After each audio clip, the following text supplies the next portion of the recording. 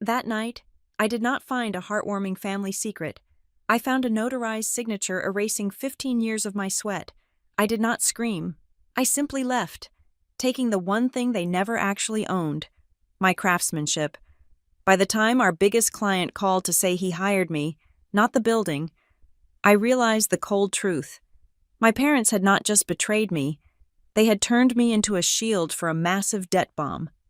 My name is Paisley Hughes, and at 11:47 on a Tuesday night in Ashford Ridge, Ohio, I was the only living soul inside Carter and Forge Metalworks.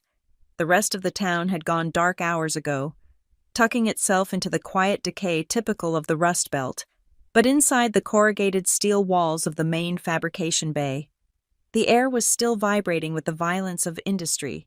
It smelled of ozone, grinding dust, and the sharp copper tang of superheated steel. I was currently bent over a structural support beam that my father, Frank, had tagged with red tape earlier that afternoon. He had looked at the undercut on the flange, shook his head, and told me to scrap it. He said the integrity was compromised, and that we would just have to eat the cost of the material. That was Frank's way. When things got difficult, or required a finesse that his hands had lost 20 years ago. He threw money or waste at the problem, but we did not have the money to throw. I knew the books better than he thought I did, or at least I thought I did at the time. So, I was saving it. I adjusted the amperage on the TIG welder, dialing it down with a precision that felt more like instinct than calculation. My back ached. A dull throb settled deep in my lumbar spine, a familiar companion after a 14-hour shift. I lowered my welding hood. The world went black. Save for the green glow of the ready light, I initiated the arc. For the next 20 minutes, there was nothing in the universe but the puddle of molten metal. It was a hypnotic, dangerous dance. I had to wash the weld pool over the defect, feeding the filler rod in with a rhythmic dip-dip-dip motion of my left hand while my right hand guided the torch. It required the steadiness of a neurosurgeon and the heat tolerance of a demon. This was where I lived. This was the language I spoke fluently, better than English, better than the awkward silences that filled the dinner table at home. When I terminated the arc, the gas post-flow hissed for a few seconds, cooling the tungsten. I flipped my hood up. The weld was perfect. The dimes were stacked in a seamless row, shimmering with blues and golds before fading to silver as they cooled. It was not just salvaged, it was stronger than the original steel. I had just saved the shop $1,200 in raw materials and another 3 days of lead time. I set the torch down on the bench, exhaling a breath I felt like I had been holding for 15 years. I peeled off my heavy leather welding gloves. My hands were stained with soot and grease. The grime settled into the creases of my knuckles and the calluses on my palms. I wiped my forehead with the back of my arm, leaving a streak of gray across my skin. I needed water. My throat felt like I had swallowed a handful of sand. I walked from the fabrication floor to the front office. The transition was abrupt, moving from the cavernous, echoey shop to the carpeted silence of the administrative area. The fluorescent lights here hummed with a different, more annoying frequency. The office was a monument to the 1990s, filled with beige filing cabinets and a fax machine that Frank refused to throw away. My mother, Marla, usually kept this place organized, but lately, piles of paper had been migrating from the filing cabinets to the tops of desks. We were busy, too busy. It was a good problem to have, or so they told me. "We are building the future, Paisley," Frank would say. "Just push through this quarter." I grabbed a lukewarm bottle of water from the mini-fridge and downed half of it in one gulp. I crushed the empty plastic bottle and turned to toss it into the large recycling bin next to Frank's desk. The bin was overflowing. Frank had a bad habit of not emptying it until things spilled onto the floor. As I tossed the bottle, it bounced off a stiff piece of cardboard and knocked a stack of papers onto the carpet. I sighed. "Come on, Frank," I whispered to the empty room. I knelt to pick up the mess. It was mostly junk mail, supplier catalogs, and empty coffee cups. But as I scooped up a handful of shredded envelopes, my fingers brushed against a thick blue legal folder. It was crumpled, as if someone had squeezed it in a fist before jamming it deep into the trash. trying to bury it under the daily refuse. The label on the tab was handwritten in my mother's script. Transfer of ownership. I froze. My knees were pressed against the thin commercial carpet. The shop silence, which usually felt peaceful, suddenly felt heavy, like the pressure drop before a tornado touches down. We did not have any ownership transfers pending. We were a family business, Carter and Forge. The Carter was long dead, my grandfather's partner, and the Forge was us, the Hughes family. I opened the folder. Inside was a document titled Deed of Gift and Transfer of Equity. It was a dense block of legal text, but the key names jumped out at me with the clarity of a neon sign in a dark alley. Grantor, Frank Hughes and Marla Hughes. Grantee, Logan Hughes. I blinked, waiting for the words to rearrange themselves into something that made sense. Maybe this was a draft. Maybe this was some estate planning for the distant future. A tax loophole thing Marla was exploring. Then I saw the date. It was dated October 14th, 3 years ago. My eyes scanned down to the bottom of the page. There were signatures. Frank's jagged, impatient scrawl, Marla's neat, looped cursive, and Logan's signature. Practiced, sharp, assertive. And next to them, the stamp of a notary public, embossed, real. I sat back on my heels, the folder resting on my thighs. My left hand was still trembling slightly from the muscle fatigue of the welding, but my right hand, holding the paper, was stone still. 3 years. They had transferred the shop to my brother 3 years ago. A wave of nausea hit me, so violent I thought I might throw up the water I had just drunk. I looked at the date again. 3 years ago. I tried to remember where I was on October 14th 3 years ago. I remembered. I was here. I was right here, in the bay, rebuilding the hydraulic system on the shear because we could not afford a repair technician. I had spent 16 hours covered in hydraulic fluid, slipping on the slick floor, busting my knuckles until they bled, all to make sure we could cut the steel for the Anderson order. And while I was doing that, Frank and Marla were in a lawyer's office, signing the company over to Logan, my younger brother, the one who wore Italian loafers to the shop floor and stepped gingerly over extension cords like they were vipers, the one who had an MBA on the wall but could not tell the difference between mild steel and stainless if his life depended on it.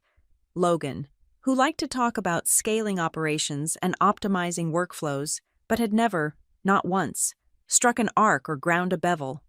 I stood up. The movement felt mechanical, like I was operating a body that did not belong to me anymore. I walked out of the office, the folder still clutched in my hand, and went back onto the shop floor. The high bay lights buzzed overhead. I looked at this place, really looked at it. For the last 15 years, I had treated this building like it was my church and my child. I knew every noise the air compressor made. I knew which floor tiles were loose in the break room. I knew exactly how to shim the number 3 press brake so it bent true. I walked over to the welding table I had just left. The Tiggy torch was cooling on its stand. The fume extractor arm was still positioned exactly where I had set it. I looked at the jig on the table next to it. It was a complex apparatus of clamps and steel guides designed to hold tubular frames in place for welding. I had designed that jig. I had drawn it in CAD, cut the parts on the plasma table, and assembled it myself on a Sunday, unpaid, because I knew it would cut our production time by 40%. Frank had patted me on the back and said, "Good work, kid. That is money in the bank." I looked at the rack of drawings hanging on the wall. My name was in the drawn by box on every single one of them. Not Logan's. Mine. I walked deeper into the shop, my boots crunching softly on the metal shavings that littered the concrete. I passed the CNC plasma cutter. I had spent 2 weeks sleeping on a cot in the office to teach myself the programming language for that machine because the operator quit without notice. I became the expert because someone had to be. "It is for the family," Frank always said. "We are building this for all of us. One day, this will all be worth it," Marla would say when she told me there was no money for a bonus this year, or a raise, or even a decent healthcare plan. Lies. It was all a lie. It was not a misunderstanding. It was not an oversight. It was a strategy. They knew. For 3 years. They looked me in the eye every morning. They watched me ruin my skin, inhale toxic fumes, and burn my retinas. They watched me turn down job offers from aerospace companies in the city, offers that came with six-figure salaries and benefits. Because I believed I was investing sweat equity into my own future, they let me believe it. Because if I knew the truth, that I was just an employee, and a poorly paid one at that, I would have left. And if I left, the shop would die. Logan could not run this place. Logan could not turn on the lights without a manual. I looked down at the paper in my hand. It was not just a legal document. It was a receipt for my life. They had sold me. They had sold my loyalty, my skill, and my time to my brother for absolutely nothing. I felt a strange sensation in my chest. I expected rage. I expected to want to grab a sledgehammer and start smashing the windows of the office. I expected to want to scream until my throat bled. But there was no scream. The heat in my chest was vanishing, replaced by something incredibly cold. It was the same feeling I got when a piece of steel snapped under a load test. It was a clean, sharp break. The structural integrity was gone. There was no fixing it. You do not weld over a fracture like that. You scrap the part. I was not the heir. I was not the partner. I was the mule. I was the dray horse they worked until it collapsed, while the show pony pranced around the paddock waiting for the cameras. I looked at the Carter Forge logo painted on the far wall. It was peeling slightly at the edges. I was done. I did not pace. I did not cry. My breathing slowed down. My heart rate, which had spiked when I found the folder, dropped into a slow, heavy rhythm. I looked at my hands again. These hands could weld aluminum as thin as a soda can. These hands could read a blueprint and visualize a three-dimensional structure in seconds. These hands had built this company's reputation. They thought they owned the shop. They thought the deed, the building, the machines. They thought that was the business. They were wrong. I folded the document carefully. I did not crumple it. I folded it along the existing creases, smoothing it out with a terrifying calmness. I unzipped the breast pocket of my grimy work jacket and slid the paper inside, right next to my heart. It felt heavy there, like a plate of lead armor. I looked at the large analog clock on the wall above the break room. It was 11:55. I rolled my shoulders back, feeling the tension shift. I was not a daughter anymore. I was not a sister. I was a professional who had just realized her contract had been violated. I checked my own wristwatch, timing the next few minutes in my head. I had things to do. I had to move with precision. There was no room for error. I stared at the second hand sweeping around the face of my watch. It looked like a scalpel slicing through time. I was about to perform surgery. I was about to cut out the tumor that had been killing me for 3 years. And the patient, this family, this shop, was not going to survive the procedure. To understand why I stood there with a stolen deed burning a hole against my chest, you have to understand the architecture of the Hughes family. We were not just a family. We were a hierarchical structure, built much like the buildings I helped construct, but with a fatal flaw in the foundation. Frank, my father, was the founder. In the mythology of our house, he was the titan who pulled the company out of the mud with his bare hands. He was the face of the legacy, the man who shook hands at the Chamber of Commerce meetings and told stories about the good old days when men were steel and steel was real. But the truth, which I had covered for years, was that Frank was tired. His hands shook too much to run a bead, and his patience for the technical evolution of the industry had died a decade ago. He was a figurehead, a statue erected to a version of himself that no longer existed. Marla, my mother, was the mortar. She filled the cracks. She handled the books, the public relations, and the emotional manipulation required to keep the statue of Frank upright. She was the one who smoothed over missed deadlines with a honeyed voice on the telephone and then turned around to scream at the floor crew, meaning me, to work faster. She managed the narrative. In Marla's world, perception was the only reality that mattered. If the books looked balanced and the lawn was mowed, the house was not on fire, even if the basement was full of smoke. And then there was Logan. If Frank was the foundation and Marla was the mortar, Logan was the neon signage on the roof, flashy, expensive to maintain, and completely useless when it came to keeping the rain out. My brother had returned from business school 3 years ago, right around the time the deed was secretly signed. I realized with a fresh pang of nausea, wearing a suit that cost more than my first car. He did not walk into the shop. He made entrances. He would stroll onto the fabrication floor wearing polished Italian leather shoes, stepping gingerly over air hoses and power cables, as if the grime of the shop was a contagion. He was terrified of dirt. I mean that literally. I watched him once pick up a piece of angle iron with 2 fingers, holding it away from his body like a dirty diaper, before wiping his hands on a sanitizing wipe he kept in his pocket. Yet, this was the man who sat in client meetings and used words like synergy, vertical integration, and workflow optimization. He loved to talk about optimizing the shop. He would stand on the catwalk overlooking the floor, pointing down at me while explaining to Frank that we needed to streamline the throughput. The irony was painful. Logan did not know what the throughput actually was. I remember a day, about 6 months after he started managing, when he came down to my station while I was TIG welding a pharmaceutical-grade stainless steel tank. "Paisley," he had said, shouting over the hum of the ventilation fans, "why are we using these expensive rods? I saw some filler metal in the catalog for half the price. We need to cut overhead." I had flipped up my hood and looked at him. "This is 316L stainless.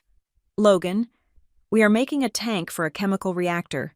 If I use the cheap carbon steel rods you are looking at, the weld will contaminate the tank. It will corrode within a week, and the client will sue us for millions of dollars." He had blinked, his face blank. He looked at the silver rod in my hand, and then at the steel table. "Well," he said, adjusting his silk tie, "just make it work. Innovation comes from constraint." He walked away feeling like a leader. I went back to work knowing he could not distinguish between carbon steel and surgical-grade stainless. To him, it was all just gray metal. It was just stuff to be sold. That was the dynamic. And then there was me. I was the load-bearing beam. In architecture, the load-bearing beam is often hidden behind drywall or buried in the ceiling. You do not see it. You do not admire it. You do not paint it bright colors. But if you remove it, the roof collapses and kills everyone in the building, because I was durable, because I was silent, and because I never broke. My family had made the dangerous assumption that I was permanent. They assumed I was part of the building's physics, a law of nature rather than a human being. I looked down at my hands. They were a topographic map of the company's survival. There was a jagged white scar across my left thumb from the time the bandsaw guard failed because Frank refused to buy a replacement part. There was a constellation of small, circular burn marks on my forearms from overhead welding sparks that managed to find their way past my leathers. My knuckles were permanently swollen, twice the size of Marla's delicate fingers. These scars were not just injuries. They were receipts. They were the physical evidence of every time I had fixed a mistake, rushed an order, or saved a contract. I thought about the equipment in my corner of the shop, the variable speed angle grinder I used for finishing work. I bought that. It cost me $200 out of my own pocket because the shop's grinder had a frayed cord that shocked me every time I plugged it in, and Marla said the equipment budget was exhausted for the quarter. The precision digital calipers in my top drawer? Mine? $400? I needed them to hold tolerances of 5/1000ths of an inch for our aerospace clients. And Frank had told me to just eyeball it with a tape measure. The heavy-duty clamp set for the jig table? Mine. I had spent thousands of dollars of my own wages that were already 20% below market rate, to subsidize this business. I did it because I thought I was investing. I thought, we are tight right now, but when the business grows, it will be ours. They played on that. They played on the we. "We are all making sacrifices," Marla would say, usually while planning her vacation to Florida. "The budget is just so tight. Paisley, you understand? You are the practical one." I was the practical one. the reasonable one, the one who did not need praise, just work. I remembered a client visit from 2 months ago. It was a representative from a high-end architectural firm in Chicago. They were commissioning a decorative brass staircase for a hotel lobby. It was a nightmare project. Curved stringers, hidden welds, mirror finish. I had spent 3 weeks polishing that brass. My fingerprints were practically sanded off. When the client arrived, the staircase was gleaming in the center of the bay, a golden ribbon of perfection. The client, a sharp-eyed woman named Elena, had run her hand along the underside of the railing, the hardest place to hide a flaw. She found nothing but glass-smooth metal. "This is incredible craftsmanship," she had said, looking genuinely impressed. "The consistency of the grain direction is masterful." I was standing right there, wiping my hands on a rag, ready to explain the process. Frank stepped in front of me. "Thank you, Elena. We pride ourselves on our standards. We have a very rigorous training program here at Carter and Forge." He took credit for my hands. He took credit for the thousands of hours I spent alone, learning by trial and error, because he certainly never taught me. Then Marla chimed in, gesturing to Logan. And of course, Logan here managed the project flow. He made sure the logistics allowed for this level of detail. "It is all about modern management." Logan nodded solemnly, as if he had done anything other than ask me twice a day when it would be done so he could bill it. "Great team," Elena had said. She glanced at me for a split second, a flicker of confusion, but then Frank steered her toward the office for coffee. I stayed with the brass. I stood there, invisible, polishing a smudge that did not exist. At the time, I told myself it did not matter. I told myself that the client knew, that the work spoke for itself, but standing there now in the midnight silence of the shop, the memory tasted like bile. They did not just steal my money, they stole my name. They erased me from the narrative of my own life, and suddenly, the timing of the deed made horrific sense. 3 years ago was when I finished my advanced certification in robotic welding automation. It was when I started getting headhunted by recruiters on LinkedIn. I had shown the messages to Frank, thinking he would be proud. I remembered the look on his face. It was not pride, it was panic. They knew. They knew back then that I was becoming too valuable to keep on a leash. If I knew I was just an employee, I would have taken one of those jobs. I would have left for a salary that doubled what they paid me, with a 401k and paid time off. If I left, the shop died. It was that simple. Logan could not weld. Frank could not see. Without me, the Carter and Forge quality was just a myth. So they locked me in. They did not lock me in with a contract or a raise. They locked me in with a lie. They let me believe I was building my own inheritance so that I would work harder than any employee ever would. They leveraged my love for them, my loyalty to the family name, and they weaponized it against me. They hid the transfer for 3 years, not because they were ashamed, but because they were calculating. They were milking the cow one last time before selling the farm. I looked at the heavy steel I-beam I had just repaired. There is a concept in metallurgy called fatigue limit. You can stress a piece of metal over and over again. You can bend it, twist it, and load it with weight. For a long time, it looks fine. It holds. It does exactly what it is supposed to do. It does not crack. It does not whine. But inside the crystalline structure of the metal, microscopic dislocations are piling up. The stress is accumulating at a molecular level. And then, one day, without any warning, without any dramatic bending or warping, it reaches the limit. It snaps. It is a catastrophic failure. The metal does not yield slowly. It breaks instantly and completely. The beam that held the roof up for 50 years is suddenly 2 useless pieces of iron on the floor. I felt that snap in my chest. It was not loud. It was not a breakdown. It was simply the physics of the situation catching up with reality. The load-bearing beam had just experienced critical failure. I was not sad anymore. I was not even angry in the way people usually understand anger. I was broken in the way a machine breaks. Functionality had ceased. The mechanism that allowed me to care about their profits, their reputation, and their comfort had sheared off. I looked around the shop one last time. It looked different now. It did not look like home. It looked like a factory floor where I used to work. "Okay," I said to the empty room. "Let us see how the sign holds up the roof." I waited until 3 in the morning. There's a specific kind of silence that falls over an industrial park in the deep middle of the night. It is heavier than the silence of a suburb. In a neighborhood, you might hear a dog bark or a distant siren, but out here, among the tilt-up concrete warehouses and chain-link fences, the silence is absolute. It is a vacuum. I drove my truck around the back of the building, keeping the headlights off until the very last second. I parked right up against the loading dock door, the engine ticking as it cooled. I sat there for a moment, listening. No security patrol, no motion lights, just the hum of the transformer on the utility pole.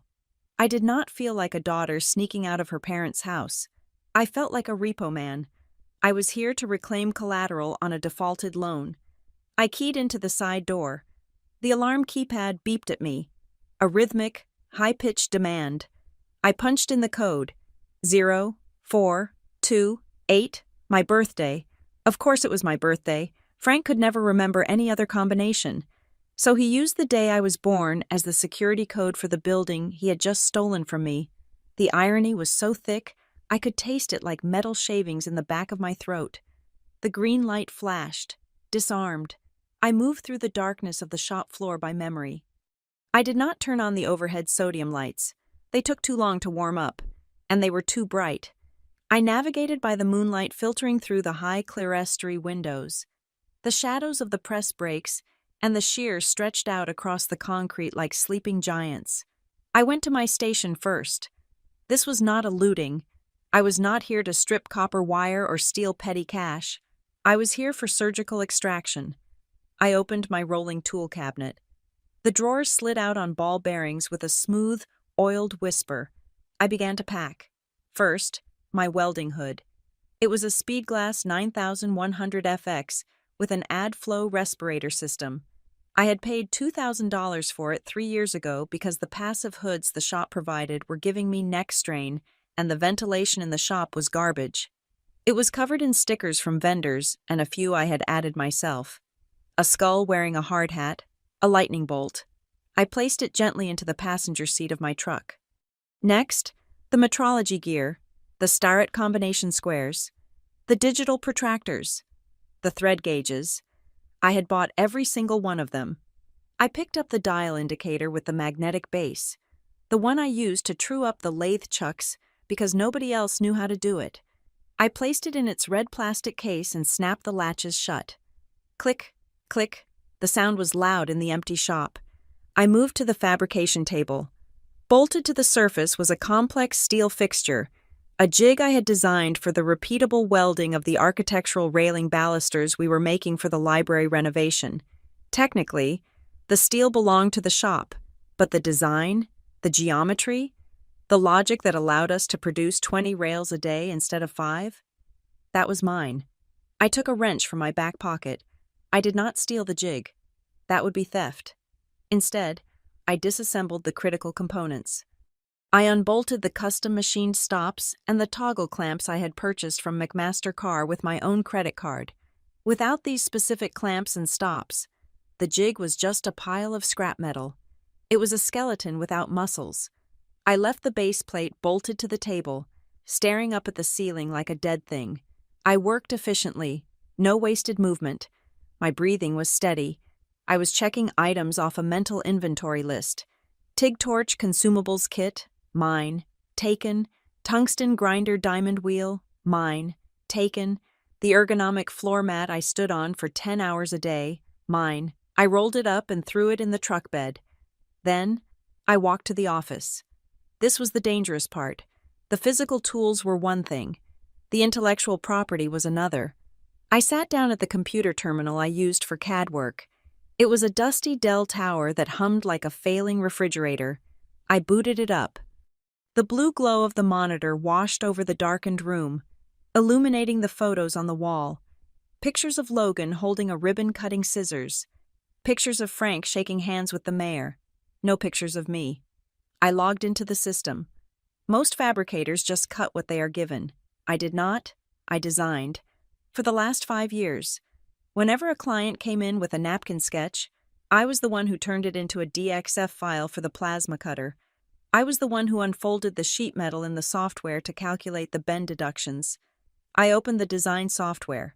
It was licensed to the company, but the library, the repository of custom blocks, the templates for our standard parts, the parametric models for the spiral staircases we were famous for, that was stored on my personal cloud drive. I had set it up that way so I could work from home on weekends when Frank was panicking about deadlines. I did not delete the company files. I was careful. I left every file that belonged to a specific, finished job exactly where it was. But I disconnected the drive. I opened the settings menu and clicked Sign Out. Then I clicked Forget Device. In an instant, the library tab on the left side of the screen went blank. Thousands of hours of pre-configured geometry vanished. The software was still there, but it was lobotomized. If Logan wanted to design a stair stringer tomorrow, he would have to draw every single line, arc, and bolt hole from scratch. He would have to do the math, and Logan did not know the math. I shut down the computer. The screen went black, returning the room to shadows. I turned to the bookshelf behind Marla's desk. There was a row of 3-ring binders. I pulled out 3 of them. The first was the weld procedure specifications. I had written these. I had qualified them with the testing lab. These were the recipes that proved our welds met the structural code. The second was the quality assurance manual. This was the book I showed to inspectors. It contained the checklists, the material trace logs, the calibration records. The third was my personal notebook. It was a battered black moleskin filled with my handwriting, settings for the machines, workarounds for the old equipment, contact numbers for the good suppliers who would rush a delivery for me, not for Frank. I stacked the binders in my arms. These were not company assets in the traditional sense. They were my brain on paper. Without them, the shop was just a building full of machines that nobody knew how to calibrate. I walked back out to the shop floor. My truck was full. The bed was loaded with my toolbox. The cab was filled with my delicate instruments. I did a final sweep. I stood in the center of the bay, right where the Carter and Forge logo was painted on the floor in yellow epoxy. It felt strange. I had spent 15 years filling this space with noise and light. Now, I was leaving it hollow. I looked at the dark welding booths. They looked like empty confessionals. I walked to the front door, the main entrance where customers came in. I took the master keyring out of my pocket. It had the key to the front door, the back gate, the tool crib, the office, and the truck fleet. I walked over to Frank's desk. It was cluttered with unpaid invoices and half-empty coffee cups. I cleared a small space right in the center, pushing aside a threatening letter from a steel vendor. I placed the keys on the desk. The metal jingled softly, a sound of finality. I reached for a notepad and a pen from the cup holder. My hand hovered for a second. I thought about writing a manifesto. I thought about writing a detailed breakdown of exactly why they were terrible parents and even worse business partners. I thought about laying out the math of my betrayal. But what was the point? They would not understand. They would read it and call me dramatic. They would read it and tell themselves I was having a breakdown. So I wrote 5 words. Good luck with the sparks. I tore the page off and set it under the keyring so it wouldn't blow away when the air conditioning kicked on. I walked out the front door and let it lock behind me. The latch clicked, a dry mechanical sound. I got into my truck.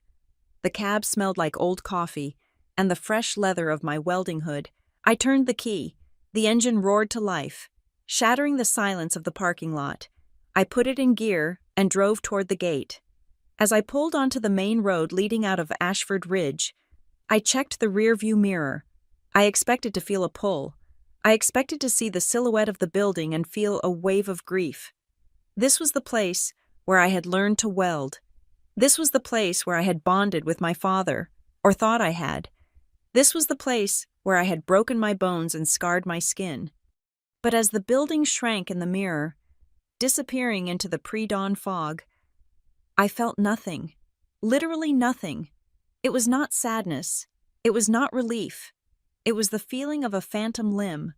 The arm is gone, but the nerves are still firing, trying to clench a fist that no longer exists. I was driving away from my own history, amputating 15 years of my life, and the only sensation I had was a dull, buzzing emptiness. I drove past the high school where Logan had been voted prom king while I was working the night shift to pay for a new compressor. I drove past the diner where Marla liked to hold court and tell her friends how gifted her children were. I kept driving. The sky in the east was starting to turn a bruised purple, the first hint of sunrise. My phone, sitting in the cup holder, suddenly lit up. It vibrated against the plastic, a harsh, angry buzz. I glanced down. It was 7:10 in the morning, Mom calling. I looked at the screen. The name flashed, demanding attention. Marla was awake. She must have just gotten the notification that the alarm had been disarmed and then rearmed. Or maybe Frank had walked in early and seen the empty space where my tools used to be. The phone buzzed again, and again. The storm had made landfall. I reached out, but not to answer. I pressed the power button on the side of the phone and held it down. 1 second, 2 seconds, 3 seconds. The screen went black. I tossed the phone onto the passenger seat next to my welding hood. I did not know where I was going. I had a tank of gas and $3,000 in my personal savings account. I had my tools, I had my hands, and for the first time in my life, I had absolutely no one to carry but myself. I sat in a booth at a diner called Sal's, located just off the exit ramp of Interstate 70. It was a place that smelled of old grease and floor cleaner, the kind of establishment where the vinyl seats were cracked and patched with duct tape. I had a ceramic mug of black coffee in front of me. Steam rose from it in a thin, wavering line. I stared at my hands, for the first time in 15 years. At 9 o'clock on a Wednesday morning, my hands were clean. There was no aluminum dust shimmering in my fingerprints. There was no grime under my nails. My cuticles were not stained black. They looked strange to me, like they belonged to a stranger or a mannequin, but my body was confused. My muscles were vibrating with a phantom ache. My back was stiff, bracing for the weight of steel that I was not lifting. My eyes were squinting against the glare of the morning sun coming through the window, anticipating the harsh blue flash of the welding arc. I was experiencing withdrawal, not from a substance, but from labor. I had turned my phone back on 10 minutes ago. I had placed it face up on the sticky Formica table, right next to the sugar dispenser. It was not a phone anymore. It was a Geiger counter, and the radiation levels were spiking. The first notification had come through at 7:10 in the morning. It was from Marla. "Client is here early. Where are you? The coffee maker in the office is broken again." I read it twice. The tone was fascinating. It was completely devoid of awareness. She had ignored the missing tools. She had ignored the note under the keys. To Marla, my absence was just a logistical hiccup, an annoyance like the broken coffee maker. In her mind, the hierarchy was so absolute that my resignation was simply not a possibility. She assumed I was running late, or perhaps out buying supplies for them. It was a command, not a question. I took a sip of the bitter coffee. I did not reply. At 7:40, the tone shifted. Frank began to call. The phone buzzed against the table, dancing slightly with the vibration. Dad calling. He called 4 times in a row. When he finally stopped, a voicemail popped up. I did not listen to it, but the transcription appeared on the screen a moment later. "Paisley, the Anderson order needs to be on the truck by noon. I do not see the cut list for the supports. Stop playing around and get in here. The driver is asking questions." He did not ask if I was okay. He did not ask why I had left a note saying goodbye. He asked about the cut list. He was worried about the driver. I was a broken piece of equipment to him, a machine that had failed to start up at the beginning of the shift. He was not calling his daughter. He was calling maintenance. I watched a waitress pour coffee for a trucker 2 booths down. She looked tired. I wondered if she owned her own apron. I wondered if her boss knew her last name. At 8:15, Logan entered the chat. His message was short, typed with the arrogance of someone who had never faced a consequence he could not buy his way out of. "Stop being dramatic. We saw the note. Very funny. Come back and we will talk about your attitude. The shop is running fine without you. By the way, do not think you are essential. I almost laughed. It was a dry, rasping sound in my throat.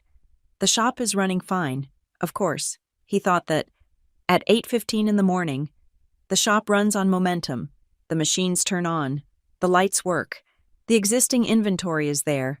The inertia of my 15 years of labor would carry them for a few hours, maybe even a day. Logan mistook that inertia for management. He mistook the ship floating for his ability to sail it. I signaled the waitress for a refill. Just keep it coming, I said. Rough morning? She asked, pouring the dark liquid. You have no idea, I replied. Or maybe you do. The best morning of my life. She looked at me, confused, then shrugged and walked away. By 9 o'clock, the tone on the screen changed from annoyance to panic. The inertia had run out. Reality had hit the fan. Marla texted again. Where are the drawings for the riverfront project? Logan cannot find the file. The riverfront foundry walkway. That was the big one. That was the contract that was supposed to pay off the line of credit they had secretly taken out. It was a massive, complex architectural steel job involving hundreds of feet of custom railing, spiraling ramps, and heavy structural supports. I knew exactly where the drawings were.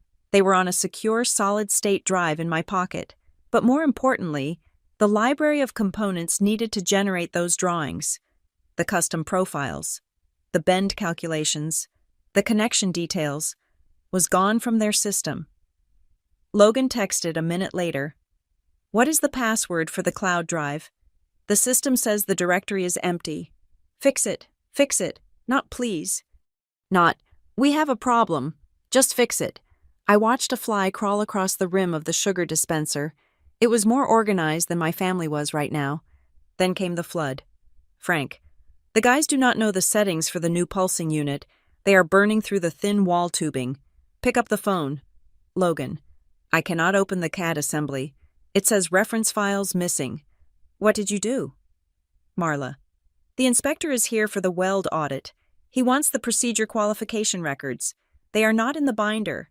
Paisley, this is not a game. You are embarrassing us. I took a bite of dry toast. I was not embarrassing them. I was exposing them. The procedure qualification records were in the back of my truck, under a tarp. Those records were my intellectual property, signed by me, qualified by my test welds. They belonged to the welding engineer, and since Carter and Forge did not employ a welding engineer anymore, they did not have the records. At 10:30, the gaslighting began in earnest. The initial panic turned into a coordinated emotional assault. Marla sent a long paragraph. I cannot believe you are doing this to your family. After everything we have done for you, we gave you a job when nobody else would. We put a roof over your head. You are destroying this family out of spite. Your father is gripping his chest. He is under so much stress. If he has a heart attack, it is on your hands. I stared at the words. We gave you a job when nobody else would. That was a lie so bold it was almost impressive. I had graduated top of my class from the Technical Institute. I had offers from General Electric and Lockheed Martin. I stayed because Frank had begged me. I stayed because Marla had cried about keeping the legacy alive. And the heart attack card. Marla played the medical emergency card whenever she lost control of a situation.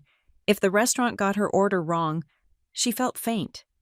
If the bank called about an overdraft, Frank had chest pains. It was a script. I did not feel guilty. That was the surprise. I waited for the guilt to come, for that familiar heavy blanket of obligation to smother me. But it did not arrive. I just felt cold. I felt the clarity of a surgeon looking at a gangrenous limb. You do not feel bad about cutting it off. You know it is the only way to survive. Then came the threats. Logan, predictably, went legal. Logan, I just spoke to our lawyer. Taking company property is a felony. We know you took the tools and the laptop data. If you do not return them by noon, I am filing a police report for grand larceny and corporate espionage. I will have you arrested. Paisley, do not test me. I sipped my coffee. Grand larceny. The tools were purchased with my personal debit card. I had the receipts scanned and saved on my phone. The laptop data was my personal portfolio, created on my own time. The company property he was referring to was my brain, and unfortunately for Logan, slavery was illegal. He could not arrest me for taking my own skills with me.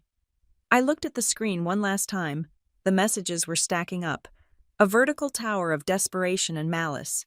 Frank, pick up. Marla. You are being selfish. Logan. I am calling the sheriff. Frank. The welder is making a weird noise. Marla. Please, honey, just tell us where the files are. I tapped the screen. I opened the contact for Mom. I scrolled down to the bottom. I pressed block caller. I opened Dad. Block caller. I opened Logan. Block caller. It felt like I was welding a pipe shut. With each tap, I was sealing a leak. I was stopping the flow of toxic sludge that had been poisoning my life for years. The phone went silent. The vibration stopped. The screen stayed dark. I sat there for another hour. The silence was loud. It was the loudest thing I had ever heard. It was the sound of a vacuum where there used to be noise. I paid my bill with cash.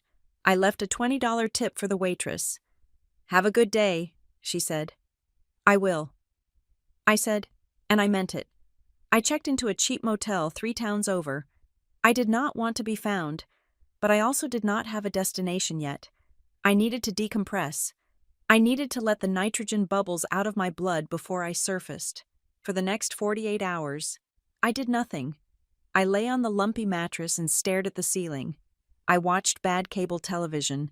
I slept for 12 hours straight, woke up, ate a vending machine sandwich, and slept for another 10. My body was repairing itself. The constant state of cortisol-fueled fight or flight was fading. I did not turn my phone off, but I did not unlock it. I let it sit on the nightstand. I knew the blocked messages were piling up somewhere in the ether, but they could not reach me. I was in a bunker. On the morning of the 3rd day, I was packing my bag. I was ready to move on. I was going to head west, maybe towards the shipyards on the coast. I heard they were always hiring hull welders. My phone rang. It was a standard ringtone, not the specific alarms I had set for my family. I froze. My hand hovered over the device. It could be a creditor. It could be the police. If Logan was actually stupid enough to follow through, I picked it up. The name on the caller ID was not a family member. It was not a friend. It was Evan Klein, Riverfront Project Manager. My heart hammered against my ribs. Evan Klein, the man who held the contract that was keeping Carter and Forge alive. The man who demanded perfection and had no patience for excuses. If he was calling me, it meant the levees had broken. It meant the excuses Frank and Logan were spinning had failed. I took a deep breath. I swiped the green icon and held the phone to my ear. This is Paisley, I said. My voice was raspy from 2 days of silence. Paisley. Evan's voice was sharp, clipped, and dangerously calm. I am standing in the middle of your shop floor. I am looking at a piece of railing that looks like it was welded by a blindfolded child with a soldering iron. I closed my eyes. I knew exactly who had welded it. The new guy. Or maybe Frank tried to do it himself. I am sorry to hear that. Evan, I said, keeping my voice neutral. I asked for you. Evan continued. Your brother gave me a 20-minute PowerPoint presentation about restructuring and resource allocation. He told me you were on a sabbatical. Is that what he said? He also tried to tell me that the specs for the staircase stringers were over-engineered and that we could save money by using a thinner gauge steel.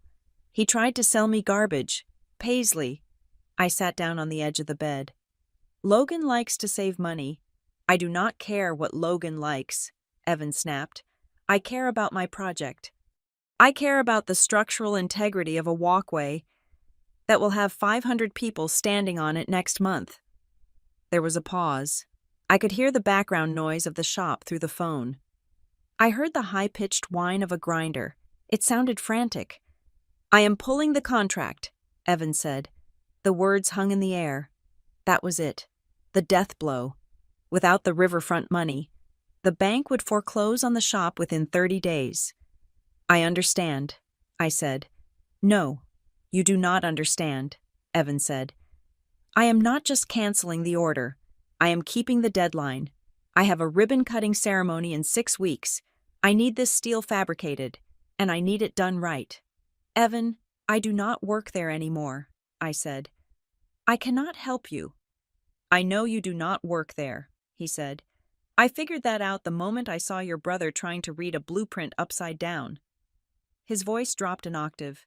It became very serious. I do not want the shop, Paisley. I never hired the building. I never hired the sign out front. I hired the welder who made the sample piece for the bid. I hired the person who caught the error in the architect's drawings last November. I gripped the phone tighter. I hired you, Evan said. So here's the deal. I am terminating the contract with Carter and Forge effectively immediately for breach of quality standards, and I am offering it to you. Me? I whispered. I do not have a shop. I have a pickup truck and a toolbox. Then get a shop, Evan said. Rent a garage. Find a barn. I do not care if you weld it in a parking lot. I will front you the material costs. I will pay the deposit directly to you. But I need to know right now. I stood up. The room seemed to tilt. This was insane. This was impossible. I need an answer. Paisley, Evan said. Are you a welder? Or were you just an employee? I looked at my face in the motel mirror. I looked at the clean hands. I looked at the determined eyes. I am a fabricator, I said. Good, Evan said. Be at the site in 2 hours to sign the new paperwork, and bring your hood. The line went dead. I lowered the phone. My hand was shaking. But this time, it was not from stress. It was from adrenaline. It was the feeling of the arc striking. The instant the circuit is completed and the power flows, I grabbed my bag. I grabbed my keys. I was not running away anymore. I was going to work, to understand why I walked away from $1 million contract and the only life I had ever known. You cannot just look at the deed I found in the trash. That was just the paperwork. The real severance happened 6 months earlier, in the plush, dimly lit dining room of the Oak and Anvil. It was a celebration dinner.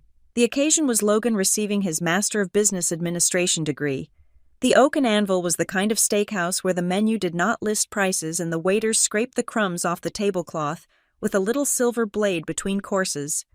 It was the kind of place Frank loved because it made him feel like a titan of industry, even though I knew he would be sweating when the bill came.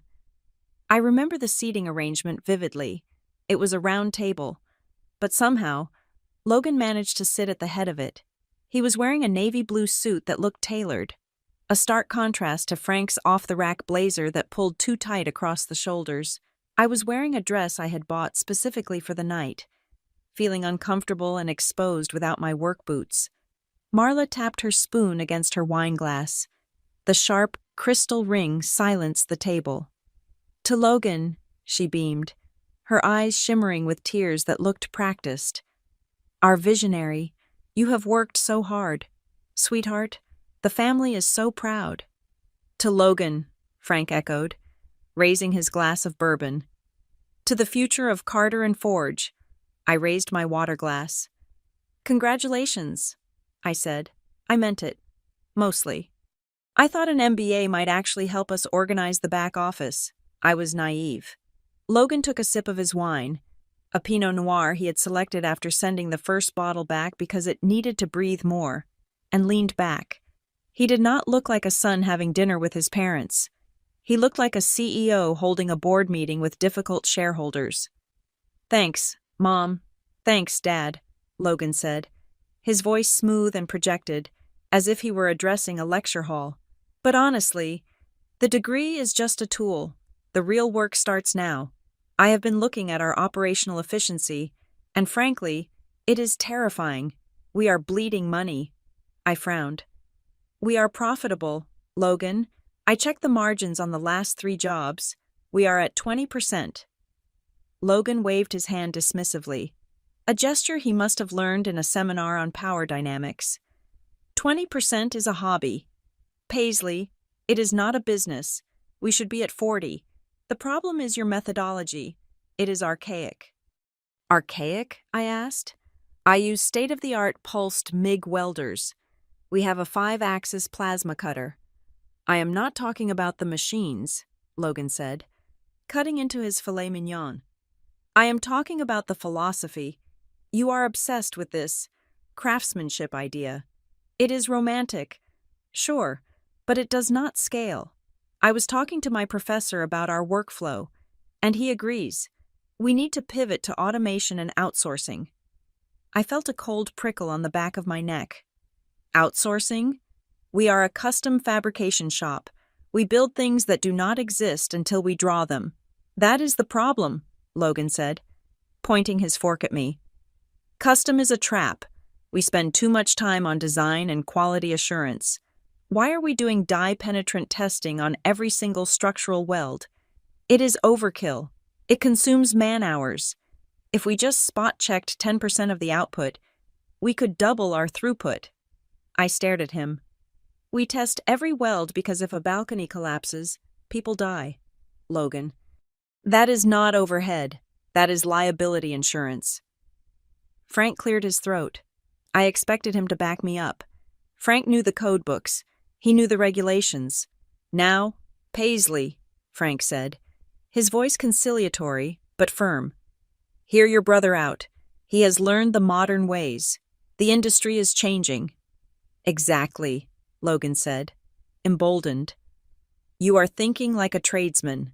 Paisley, you need to think like an executive. Why are we buying domestic steel? I found a supplier in Southeast Asia that can ship us carbon steel for 30% less. Sure, the alloy composition varies a little, but who is going to know? Once it is painted, metal is metal. Metal is not just metal, I snapped, my voice rising slightly. If the carbon content is too high, it becomes brittle. If it is too low, it is soft. You cannot just swap materials to save 3 cents a pound. Logan sighed, looking at Marla with a see what I have to deal with expression. See? This is the resistance to innovation I was talking about. We are leaving money on the table because we are afraid to disrupt the status quo. Marla reached over and patted Logan's hand. It is amazing how you understand these things.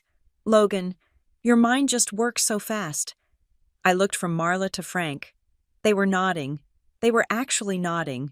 I realized then what was happening. They did not understand a word he was saying.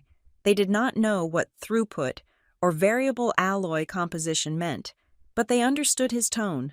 Logan sounded confident. He used big words. He wore a nice suit. In their minds, confidence equaled competence. It is a psychological phenomenon I had read about. The Dunning-Kruger effect, or perhaps something even simpler. When you do not know a trade, you judge the expert by how well they sell themselves, not by how well they do the work. I was the quiet one in the welding mask, covered in soot. Logan was the shiny one with the vocabulary. Therefore, to them, Logan must be the smarter one. I have a plan, Logan continued, warming up to his audience. We standardize our product line. We stop taking these weird, one-off artistic jobs. We focus on mass-producing generic railing sections. We can open a second location in 2 years, maybe franchise the brand. Carter and Forge could be in every hardware store in the Midwest. Franchise? I asked, incredulous. We are a metal shop, not a burger joint. You cannot franchise custom fabrication. Not with that attitude, Logan smirked. I am thinking big picture, Paisley, expansion, leverage, synergy. He had never held a welding torch for more than 5 minutes without complaining about the heat. He had never felt the physical toll of grinding overhead for 8 hours.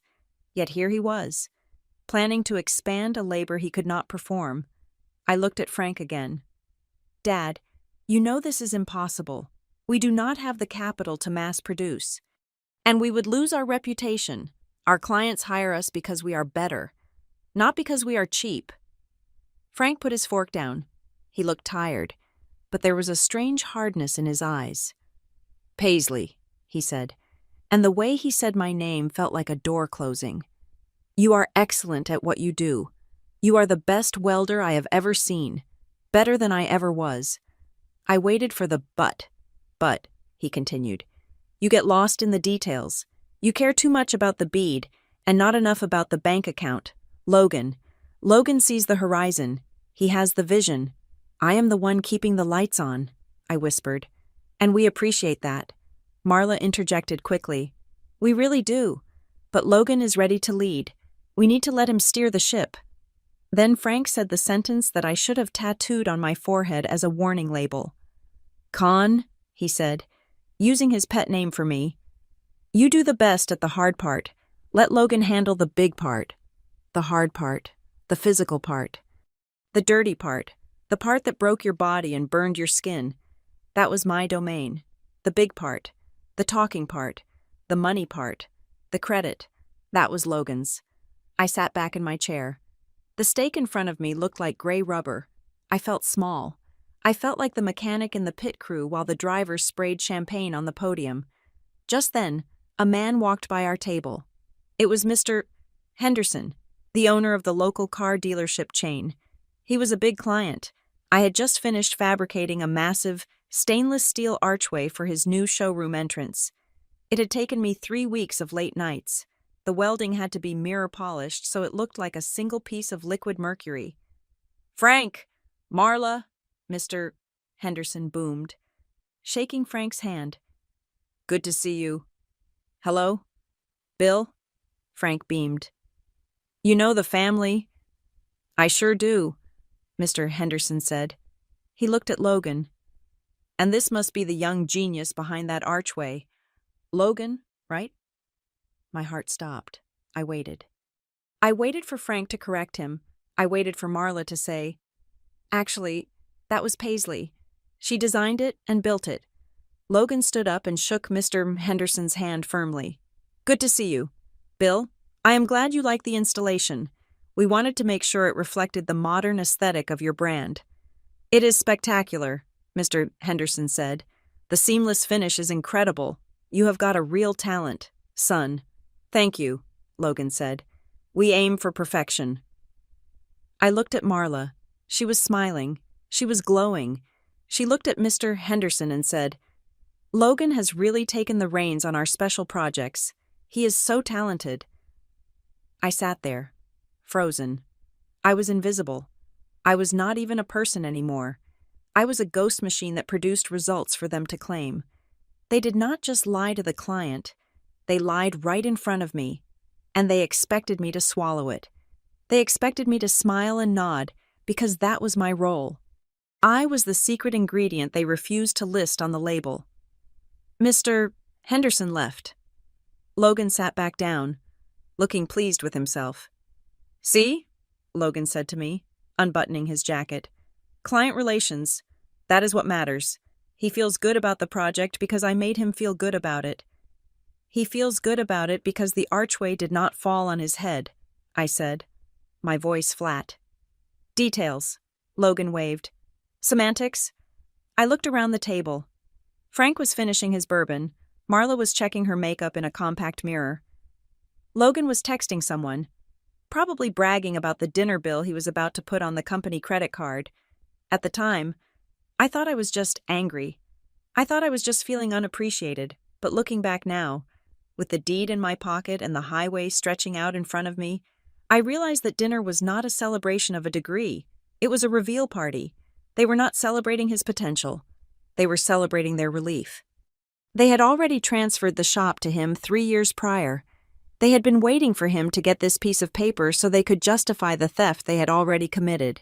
They were not mesmerized by his confidence because they were stupid. They were mesmerized because they were desperate. They needed his lies to be true. They needed him to be the savior because they had already bet my inheritance on him. I was not the daughter. I was the employee they had forgot to fire. You okay, Paisley? Frank asked, noticing I had not touched my food. You look a little pale. I am fine, I had lied. Just tired from the shift. Well, Logan said, raising his glass again. Get some rest. Tomorrow is going to be a big day. I have some ideas for restructuring the shop floor layout that I want to run by you. I cannot wait, I said, and I drank my water, swallowing the truth down deep where it would simmer for 6 months until it exploded. The conversation with Evan Klein was not a negotiation. It was an autopsy of my family's competence, performed live over a cellular network. I need you to understand exactly what happened this morning. Paisley, Evan said. His voice was terrifyingly level. It was the voice of a man who managed a $40 million infrastructure budget and had zero tolerance for structural failure. I walked into Carter and Forge at 8 o'clock. I wanted to see the mock-up for the spiral ramp sections. Do you know what your brother showed me? I gripped the steering wheel of my truck, parked on the shoulder of a gravel road. I can guess, I said. He showed you a rendering. He showed me a slideshow, Evan corrected. He had a projector set up in the conference room. He had charts showing projected cost savings. He spent 15 minutes talking about value engineering the material costs. I closed my eyes. Value engineering. That was Logan's favorite euphemism for buying garbage. He proposed swapping the specified 316 marine-grade stainless steel for 304. Evan continued. For a walkway that sits 20 feet from a river, in Ohio, where we salt the roads 6 months out of the year. He does not know the difference, I said. To him, it is just shiny metal. Then he told me that the ultrasonic testing for the support columns was redundant, Evan said. He said, and I'm quoting him directly here, modern welding technology is so consistent that individual inspection is just a legacy cost. He called safety inspections a legacy cost. Paisley. I felt a phantom pain in my stomach. That was not just ignorance, that was negligence. If those columns failed, the walkway would collapse. People would die. Logan was not just risking the business. He was risking lives to save a few percentage points on the margin. I asked him to pull up the shop drawings so I could show him the stress points. Evan said. He could not find them. He fumbled around with a laptop for 10 minutes and then tried to show me a PDF on his phone. He could not read the weld symbols. Paisley. He looked at a fillet weld symbol and asked if it was a typo. I am sorry, Evan, I said. I really am. Do not apologize for him, Evan snapped. He is a suit. The world is full of suits who think they can manage trades they do not understand. But I do not hire suits. I hire fabricators. The line went silent for a moment. I could hear the wind buffeting my truck. I walked out, Evan said. I told him the contract was under review. I told him he was in breach of the technical competency clause. You should have seen his face. He looked like I had just slapped him. He started stammering about his MBA and his strategic vision. He will try to sue you, I warned. He loves threatening legal action. Let him try. My lawyers eat people like Logan for breakfast, Evan said dismissively, but that leaves me with a problem. I have a mayor who wants a ribbon cutting in October. I have steel that needs to be cut. And the only person in this state who understands the complex geometry of that spiral ramp is currently sitting in a truck on the side of the road. I do not have a shop, Evan, I repeated. I cannot build a 200-foot walkway in a motel parking lot. Then find a space, Evan commanded. I am not asking you to build a factory. I am asking you to rent a roof and 4 walls with a high-voltage hookup. I will front the materials. I will pay the deposit on the lease. I will write you a check today for $50,000 as a mobilization advance. $50,000. My breath caught in my throat. That was more than I made in a year at Carter and Forge. Why? I asked. Why are you doing this? You could go to a big fabrication house in Cleveland. They have robots. They have engineers. Because the big houses are slow, Evan said. And because I saw you fix that railing at the library last year, you did it in the rain. You did it without complaining. You ground the weld flush so perfectly I could not feel the seam with my fingernail. I trust your hands. Paisley. I do not trust a corporation. I trust the person who actually holds the torch. He paused, and his voice softened just a fraction. I am not hiring the sign out front. Paisley, I am hiring you, but I need an answer. If you say no, I call Cleveland, and your family loses the contract anyway. If you say yes, you save my timeline, and you build something that is actually yours. I looked out the windshield. I saw a hawk circling over a field of dead corn. It was hunting. It was alone, but it was free. "Give me 2 hours," I said. "1 hour," Evan countered. "I will email you the revised contract. Send me an address where I can ship the steel." He hung up. I did not hesitate. I put the truck in gear and spun the tires in the gravel. I knew this town. I knew the skeletons of industry that littered the outskirts of Ashford Ridge. I knew every failed mechanic shop, every abandoned warehouse, every foreclosure that had been sitting on the market for a decade. I drove to the south side, past the old textile mill that had burned down in the 90s. There was a stretch of road called Cinder Lane. It was a graveyard of small businesses. I pulled up to a structure that looked like a bruised knuckle. It was a cinder block garage with a flat tar roof and a rusty rolling steel door. It used to be a transmission repair shop, then a storage unit for a landscaping company, and now it was just a "for lease" sign fading in the sun. I called the number on the sign. A man answered on the second ring. He sounded asleep. "I am standing in front of property 412 Cinder Lane," I said. "I want to rent it." "It is $1,200 a month," the man grunted. "First and last up front, cash or certified check." "I will give you 3 months in cash right now if you bring the keys in 15 minutes, I said. "I am on my way," he said, suddenly awake. While I waited, I walked around the perimeter. The building was ugly. The paint was peeling in long, scab-like strips. Weeds were growing through the cracks in the asphalt driveway, some of them waist-high. The security fence was leaning at a drunken angle, but I looked closer. The electrical service drop was heavy-duty, 3-phase power. I could see the transformer on the pole. That meant I could run a heavy industrial welder without blowing the grid. The loading door was 12 feet high, tall enough to back a flatbed truck inside. The landlord arrived in a beat-up sedan. He was a short man with a cigar chewed down to a nub. He looked at me, then at my truck, then at the cash I had withdrawn from the bank on my way over. My entire life savings, minus enough for gas and food. "You plan on growing weed in there?" he asked, eyeing the cash. "I plan on melting steel," I said. "Open it up." He wrestled with the padlock for a moment, cursing under his breath, then hauled the chain away. He threw the rolling door up. It shrieked. It was the sound of metal grinding on metal. A scream of neglect. Sunlight flooded the interior. It was empty. The floor was concrete, stained with decades of oil and transmission fluid, creating a dark, abstract map of labor.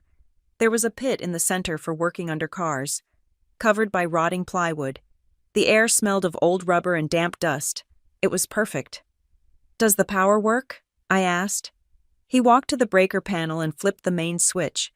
The overhead fluorescent lights flickered, buzzed, and then hummed to life. One of them was strobing like a disco light, but there was light. "Water works too," he said.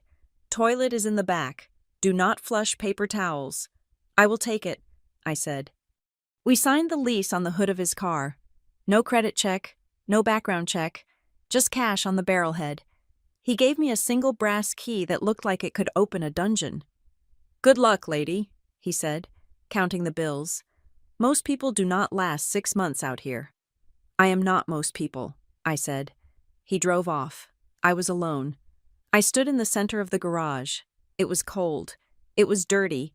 It was nothing like the organized, heated, ventilated facility at Carter and Forge. But it was mine. I walked to my truck and dropped the tailgate. I began to unload.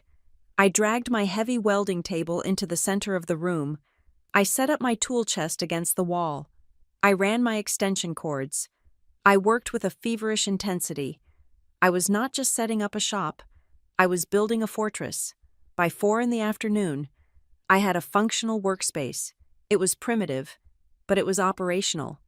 I texted Evan a photo of the open garage door with my welding hood sitting on the table. "Send the steel. Address is 412 Cinder Lane." He replied instantly. "Trucks arrive tomorrow at 8 a.m. Contract sent to your email. Sign it." I opened the email on my phone. I scrolled through the legalese until I found the signature line. Contractor. Red Ember Fabrication. I had made the name up on the spot when I filed for the LLC online an hour ago. Red Ember. It sounded like something that refused to go out. something that stayed hot even when buried under ash. I signed digitally. I looked at the empty shop. I needed to test the power. I needed to make sure the breakers would hold. I grabbed a piece of scrap angle iron I had found in the corner. I clamped it to my table. I hooked up my portable stick welder, the backup machine I kept in my truck. I plugged it into the heavy outlet. I heard the cooling fan kick on. It was a steady, reassuring drone. I put on my welding jacket. It still smelled like the old shop, like my father's cologne and the specific cutting fluid we used there. I buttoned it up to the neck. I pulled on my gloves. I picked up the stinger holder and clamped a fresh E7018 rod into its jaws. I lowered my hood. The dark glass blocked out the cracked walls, the oil stains, the weeds outside. It blocked out Logan's arrogance and Frank's betrayal. It blocked out the fear that was gnawing at the edge of my mind. I leaned in. I struck the arc. Crack, hiss! The sound was instantaneous and violent. A brilliant white light exploded at the tip of the rod, blindingly bright even through the filter. The air instantly filled with the sharp scent of burning flux and ozone. I dragged the rod across the steel. The molten puddle formed, liquid and obedient. I watched the metal flow. I controlled the heat. I controlled the penetration. The sound of welding is distinctive. A good weld sounds like bacon frying, a consistent, aggressive sizzle. But this time, it sounded different. At Carter and Forge, the sound of the arc was the sound of obligation. It was the sound of paying bills, of meeting deadlines, of keeping my parents comfortable. It was the sound of servitude. Here, in this cold, dirty garage on Cinder Lane, the sound was raw. It bounced off the concrete block walls and echoed back to me. It sounded like a declaration. I ran the bead for 6 inches, then snapped the rod away to break the arc. The silence rushed back in, but the smell remained, the smell of hot steel. I flipped my hood up and looked at the weld. It was straight. It was strong. It was cooling from a bright cherry red to a dull gray. I touched the table, feeling the warmth radiating through the metal. "Okay," I whispered to the empty room. "We are open for business." My phone buzzed again. I expected Evan. It was a notification from my bank app. Deposit received. $50,000. Riverfront project mobilization. I stared at the number. It was real. Then, another notification. A text from a number I had blocked. But my carrier sometimes let voicemails slip through as notifications. Voicemail from Dad. I did not listen to it. I did not even read the transcription. I swiped left and hit delete. I had work to do. The steel was coming in the morning, and for the first time in my life, every spark that flew, every bead I laid, and every dollar I earned belonged to me. The first 72 hours of red ember fabrication were not spent welding. They were spent drowning in paper.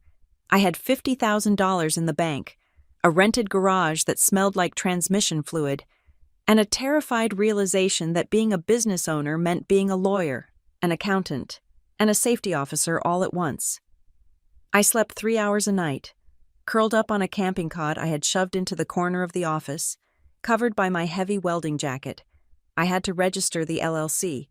I had to get a federal tax ID number. I had to buy general liability insurance because Evan's contract required a $2 million policy minimum. I had to write a safety manual from scratch because I could not use the one I wrote for Carter and Forge without risking a copyright lawsuit from my own brother. So I sat there at a folding card table under the buzzing fluorescent light, typing furiously on a laptop I had bought at a pawn shop. I wrote about fire suppression protocols. I wrote about respiratory protection standards. I wrote about hazardous material handling. I was building the skeleton of a company out of thin air, but there was a nagging fear in the back of my mind. It was a cold, slippery feeling that I could not shake. It was the fear that my family was not done with me. Logan's text about corporate espionage and grand larceny had been bluster. But bluster can still turn into a lawsuit if the person screaming it has enough money to hire a board attorney. I needed armor. On the 4th day, I called Tessa Monroe. Tessa and I had gone to high school together in Ashford Ridge. She was the girl who sat in the front row of AP History and argued with the teacher about the nuances of the Constitution. She had gone to law school in Chicago, worked for a big corporate firm for 5 years, burned out, and moved back to Ohio to open her own practice specializing in commercial law and contracts. She agreed to meet me at my shop. When she pulled up in her sensible sedan, she stepped out wearing a sharp gray blazer and jeans. She looked at the peeling paint of the garage, the weeds, and the rusted rolling door. "It has character," she said, adjusting her glasses. "It has 3-phase power and a cheap lease," I said, wiping my hands on a rag. "Come in. The coffee is terrible." We sat at the card table. I handed her the contract from Evan. "Review this," I said. "Make sure I am not signing my soul away. And then, I need you to check something else." "Something personal." Tessa read the riverfront contract in silence. She was fast. Her eyes scanned the pages, stopping only to tap a finger on a clause here or there. "The indemnity clause is standard," she murmured. "Payment terms are aggressive. Net 30? That is good. Intellectual property rights remain with the creator until final payment. Good. This is a solid contract. Paisley, Evan Klein wants you to work, not to trap you." "Good," I exhaled. "Now for the other thing." I took a breath. "I need you to look into Carter and Forge. I need to know if I have any trailing liability. I was never an owner, just an employee. But my name is on a lot of documents, and I need to know if they can actually sue me for the tools I took." Tessa looked at me over the rim of her glasses. "Did you buy the tools?" "Yes, personal funds." "Do you have receipts?" "Digital copies of bank statements." "Then let them sue," Tessa said with a small, sharp smile. "I would love to depose Logan. I would make him cry in 10 minutes. But let us look at the bigger picture. If you are worried about liability, I need to run a search on the company. Public records, UCC filings, liens. Let us see how healthy the beast actually is." She opened her laptop and tethered it to her phone's hotspot. "Give me a minute," she said. I waited. The shop was silent except for the hum of the refrigerator. I watched Tessa's face. I saw the exact moment she found something. Her eyebrows knit together. She leaned closer to the screen. She scrolled down, then scrolled back up. She clicked a link, waited, and clicked another. The silence stretched out. It became heavy. "Paisley," she said. Her voice had changed. It was no longer the voice of a friend. It was the voice of a lawyer who had just found a smoking gun. "Come look at this." I walked around the table and looked at her screen. It was a database of state commercial filings. "What am I looking at?" I asked. "This is a UCC-1 financing statement," Tessa explained. "It is a public notice that a creditor has an interest in the personal property of a debtor. Basically, it is what the bank files when you take out a secured business loan." She pointed to a line dated 6 months ago. "Debtor, Carter and Forge Metalworks, LLC, secured party, Apex Growth Capital, collateral, all inventory, equipment, accounts receivable, and general intangibles, now owned or hereafter acquired." "Okay," I said, trying to parse the legalese. "They took out a loan. Businesses take out loans." "Look at the amount. Paisley," Tessa whispered. "And look at the second filing below it." I looked. There was a second entry, filed the same day, a mortgage lien, collateral, real property located at 1500 Industrial Way. That was the shop address, the land, the building. "They mortgaged the shop," I said, feeling a cold numbness spread through my chest. "Frank always said the building was free and clear. He paid it off in 1998. It was free and clear," Tessa said. "Until 6 months ago, they leveraged everything, the building, the machines, the metal on the racks, based on the lien value. They borrowed $750,000. I grabbed the back of her chair. $750,000? For what? We did not buy any new machines. We did not expand. We did not hire anyone." "That is the question," Tessa said. She started typing in a new tab. "Apex Growth Capital. Who are they?" She navigated to a financial news site. "Here we go," she said. "Apex Growth Capital. They are a high-risk private lender. They specialize in bridge loans for companies that cannot get traditional bank financing. Interest rates usually sit around 18 to 24%. 24%? I choked. That is loan shark territory. It is predatory, Tessa corrected, but legal. Why would your father need $750,000 at 24% interest? I thought back to the dinner, the MBA dinner, Logan talking about modernization and investing in the future. Logan, I said, he must have convinced them to invest it. He was talking about scaling. He was talking about outsourcing. Tessa dug deeper. She found a press release from a defunct tech startup called Virtue Scale Logistics. Does this ring a bell? Tessa asked. I read the screen. Virtue Scale Logistics halts operations following SEC investigation into alleged Ponzi scheme structure. No, I said. What is this? I am looking at a creditor list from the bankruptcy filing of this tech company, Tessa said, scrolling through a PDF document. It is a long list of investors who lost their money. She stopped scrolling. She pointed. There, on page 42, was a name.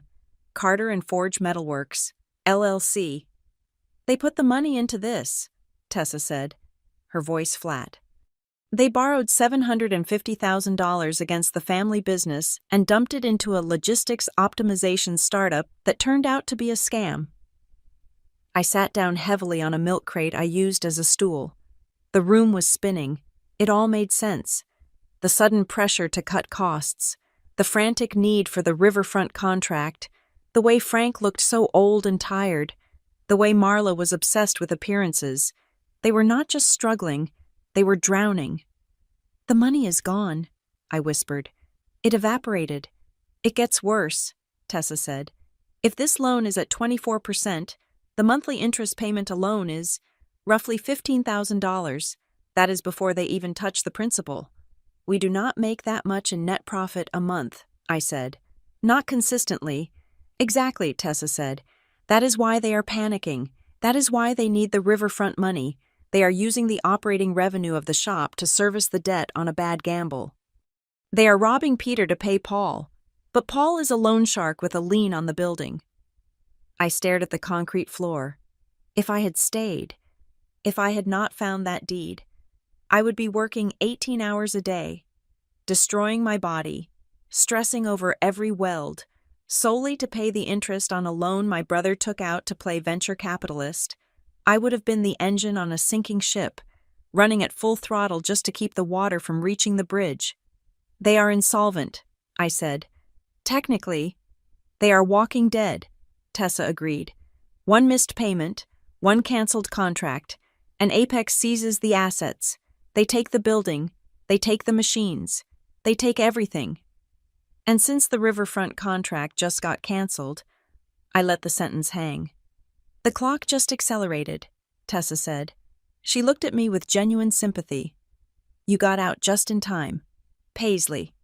If you were still there when the walls came down, and if you were listed as an officer or a manager, which they might have tried to do to pin liability on you, you could have been dragged into the bankruptcy proceedings. I was not an officer, I said. I was just labor. Are you sure? Tessa asked. Because I found one more thing. She switched tabs again. This is a bid portal for the State Public Works Department, she said. Public records again. I looked up the bid package for the Riverfront project, the one Carter and Forge won originally. I did the sample welds for that, I said. I remember. Look at the key personnel section, Tessa said. I leaned in. Project Executive, Logan Hughes, MBA, Technical Director / Lead Quality Control, Paisley Hughes, Certified Welding Inspector, AWS, DM.1 Specialist. I froze. I never agreed to be Technical Director, I said. I do not have that title. I was never paid for that title. It gets better, Tessa said. Look at the resume attached. She clicked a link. A PDF opened. It was my resume, but it was not the resume I had on my laptop. It was doctored. It listed me as partner at Carter and Forge. It claimed I had management oversight of all safety protocols. It claimed I had 20 years of experience, which would mean I started welding when I was 14, which was true, but not legally claimable for a state contract. They used me, I said. The anger that rose up in me was different from before. Before, it was about betrayal of family. This was professional identity theft. They needed your credentials to qualify for the bid, Tessa explained. Logan has an MBA, but the state requires a technical lead with specific certifications for a structural steel project. Logan does not have them. You do. So they slapped your name on the paperwork, gave you a fake promotion on paper to impress the state, and never told you. If that walkway had failed, I started. If that walkway had failed, Tessa finished, the state would have looked at this document. They would have seen you listed as the technical director and quality control lead. They would have come after your license. They would have blamed you for the negligence. I stood up. I walked to the open garage door. I looked out at the weeds and the broken asphalt. I felt sick. They had not just stolen my past labor. They had mortgaged my future reputation. They had set me up to be the fall guy for a disaster they were actively engineering with their cheap materials and lack of inspection. They were going to let me build a bomb, and they had already signed my name to the detonator. Can I sue them? I asked, not turning around. For the misuse of your credentials? Absolutely, Tessa said. For fraud? Yes, but Paisley, you cannot squeeze blood from a stone. They are broke. If you sue them now, you are just getting in line behind the bank and the private equity sharks. I turned back to face her. I do not want their money. I said, I want my name off their books. I want a paper trail proving I had nothing to do with their fraud. That we can do, Tessa said. I will draft a cease and desist letter immediately. We will send a formal notification to the State Works Department stating that you are no longer affiliated with Carter and Forge and that any use of your credentials is unauthorized. We will nuke their ability to use you as a shield. Do it, I said. Send it today. Tessa nodded and started typing. I walked back to my welding table. I ran my hand over the cold steel of the surface. For days, I had felt a lingering sense of guilt. I had felt like I abandoned my aging parents. I had felt like the villain in a family drama, the ungrateful daughter who ran away when things got tough. That guilt vanished. It turned to ash and blew away. I had not abandoned them. I had escaped a hostage situation. I looked at the pile of steel that had been delivered that morning. It was raw, honest material. It did not lie. It did not have hidden debts. It did not fake its credentials. If you treated it right, it held. If you treated it wrong, it broke. I picked up my grinder. Tessa, I said. She looked up. Add a line to that letter, I said. Tell them that if they contact me again, for any reason other than a legal summons, I will file a report for identity theft with the Attorney General. Scorched earth, Tessa noted. I like it. They burned the bridge, I said, plugging in the grinder. I am just making sure the fire does not cross the river to my side. I pulled my safety glasses down. I pressed the trigger. The grinder screamed to life, a high-pitched wail that drowned out the silence, the doubt, and the last remnants of my pity for the people who had raised me. I had a deadline to meet, and this time, the profit was mine. November in Ohio brings a specific kind of cold. It is a damp, bone-eating chill that seeps through concrete floors and settles into your joints. My new shop on Cinder Lane did not have central heating. It had a single industrial space heater that rattled like a dying tractor and smelled of kerosene. But to me, it smelled like freedom. I was working on the second spiral section for the riverfront project. The steel was clamped down, the geometry was perfect, and the arc of my welder was singing that crisp, frying bacon sound that tells you everything is right in the world. Then I heard the gravel crunch. It was not the heavy rumble of a delivery truck. It was the tentative, rolling creep of a sedan tires on loose stone. I did not stop welding immediately. I finished the pass, letting the puddle fill the crater at the end of the joint, and held the torch in place for the post-flow gas to cool the tungsten. Only then did I flip my hood up. My father was standing in the open garage door. Frank looked like he had aged 10 years in the 10 days since I had left. His shoulders, usually pulled back in a posture of performative authority, were slumped. His jacket, a beige windbreaker he had worn since I was in high school, looked too big for him, as if he was shrinking inside it. He did not look at me, not at first. He looked at the steel. His eyes scanned the massive, curved section of railing I had just fabricated. He looked at the bright, clean welds. He looked at the complex jig I had built from scrap to hold the tolerance. He was not looking at his daughter. He was looking at a production line. He was looking at the machine that used to print money for him, now sitting in a dirty garage, printing money for itself. "You are using the pulse setting," Frank said. His voice was rough, like he had been shouting or coughing for days. "It minimizes heat input," I said, setting my torch down. "Less distortion on the curve." "Smart," he muttered. Logan could not figure out why the test pieces were warping. "I know," I said. I did not offer him coffee. I did not offer him a chair. I stood behind my welding table, using it as a steel barricade between my past and my present. Frank finally looked at me. His eyes were red-rimmed. "It is cold in here, Paisley." "I wear layers," I replied. He took a few steps inside, kicking a loose piece of gravel across the floor. "The shop is quiet, too quiet. The boys, they are confused. They miss having someone who knows how to set the machines." "They will figure it out," I said. "Or they will read the manuals I left." "They cannot read the manuals," Frank snapped, a flash of his old impatience surfacing. "Because half of them are in your handwriting, and the other half are too technical. Logan hired a new foreman, a guy from Cleveland. He quit after 2 days, said the workflow made no sense." I crossed my arms. "Logan designed the workflow. It is optimized."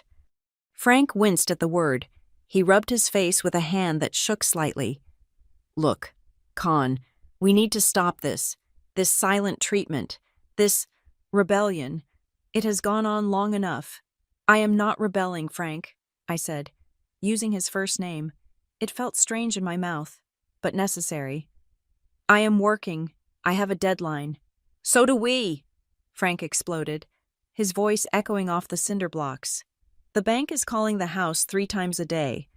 The steel suppliers put us on a cash-on-delivery basis because of a missed invoice.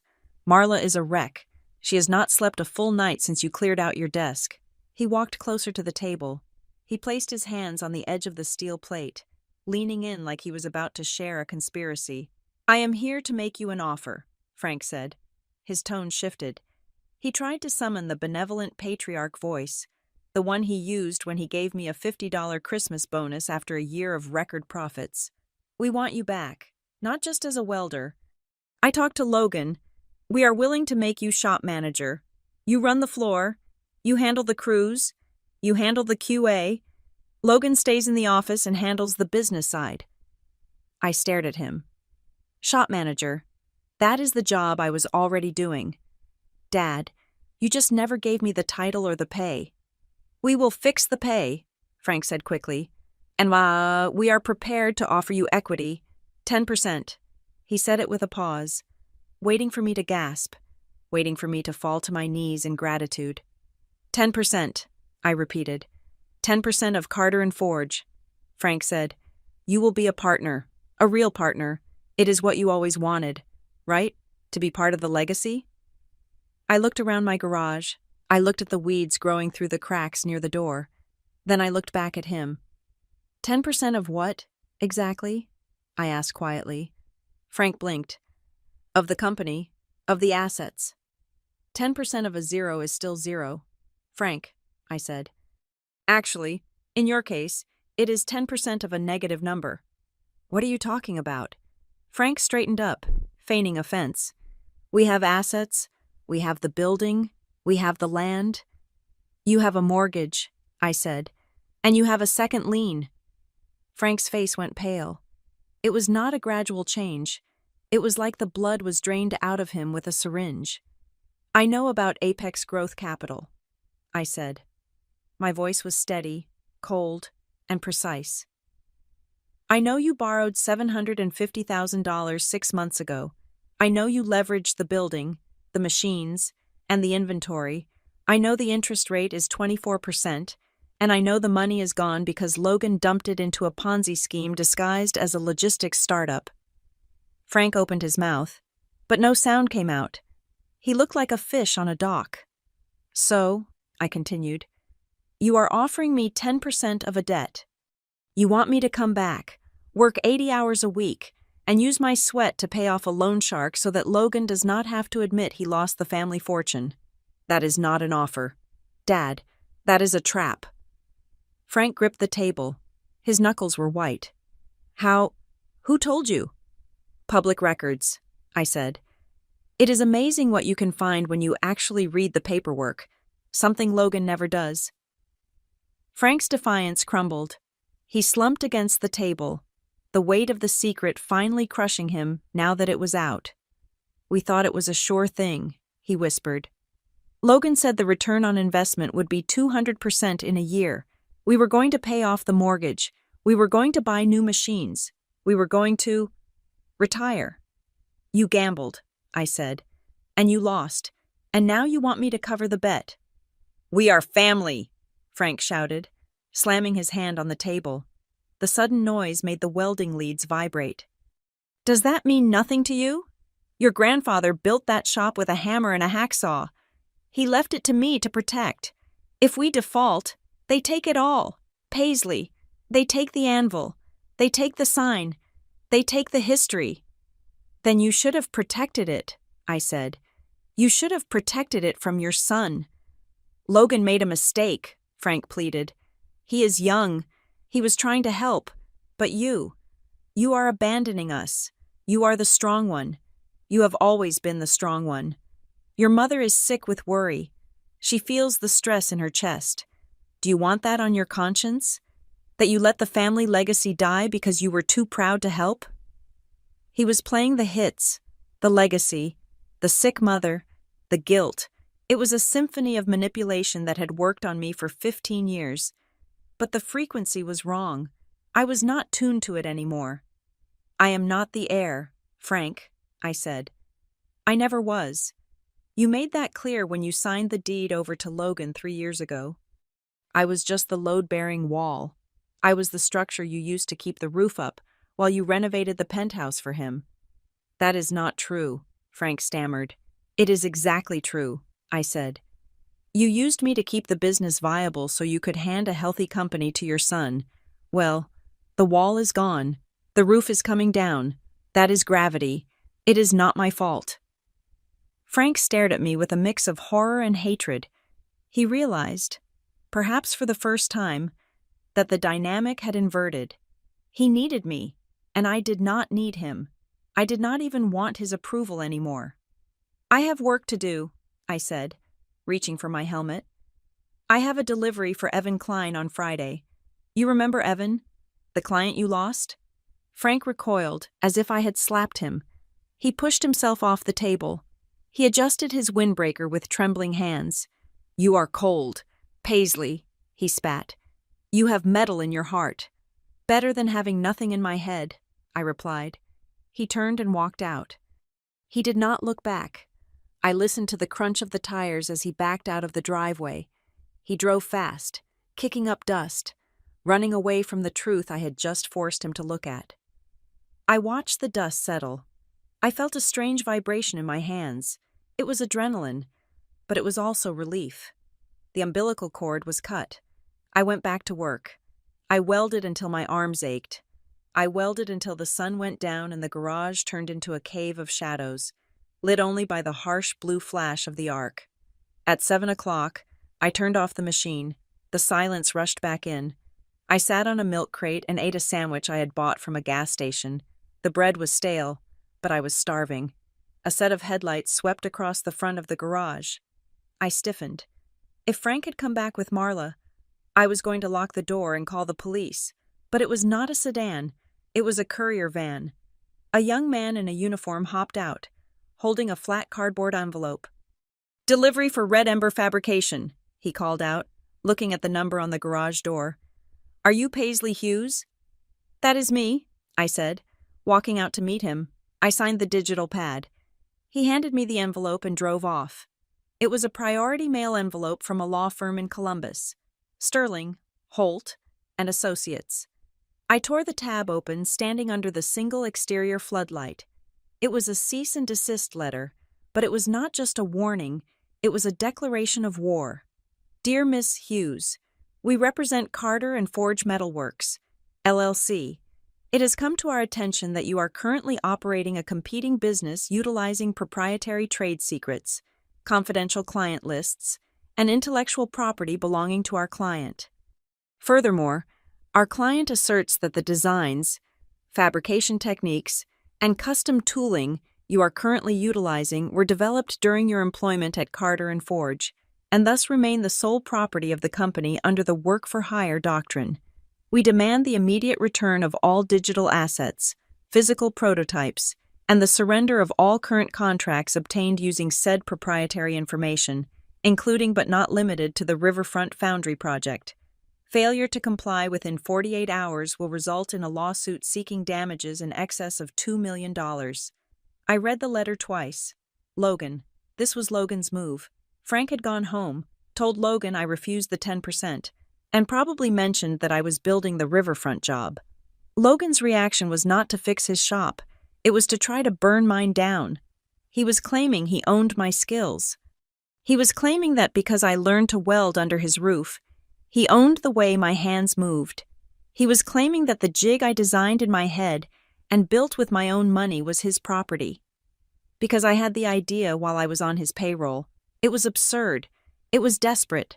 But it was also dangerous. A lawsuit like this could freeze my bank account. It could scare Evan Klein away.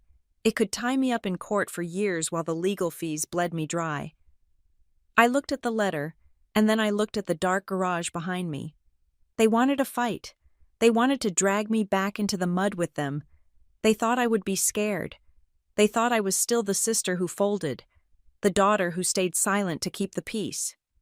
I folded the letter and put it in my back pocket. I was not going to send the designs back. I was not going to surrender. I took out my phone and dialed Tessa. "It is late, Paisley," she answered, her voice sleepy. "Wake up," I said. "Logan just declared war. He wants to sue me for stealing my own talent." "Send me a picture of the letter," Tessa said, her voice instantly sharp. "I will," I said. "But Tessa, do not just write a defense. I want you to prepare the countersuit regarding the fraudulent use of my credentials on the state bid." "You want to pull the trigger?" Tessa asked. "No," I said, looking at the stars above the rusted roof of my shop. "I want to drop the bomb." I hung up. I walked back into the shop and turned the lights out. I was not afraid. For the first time, I realized that they were not attacking me because I was weak. They were attacking me because they knew, better than anyone else, that I was the only thing that had ever made them strong. And now, I was going to show them what that strength looked like when it was aimed back at them.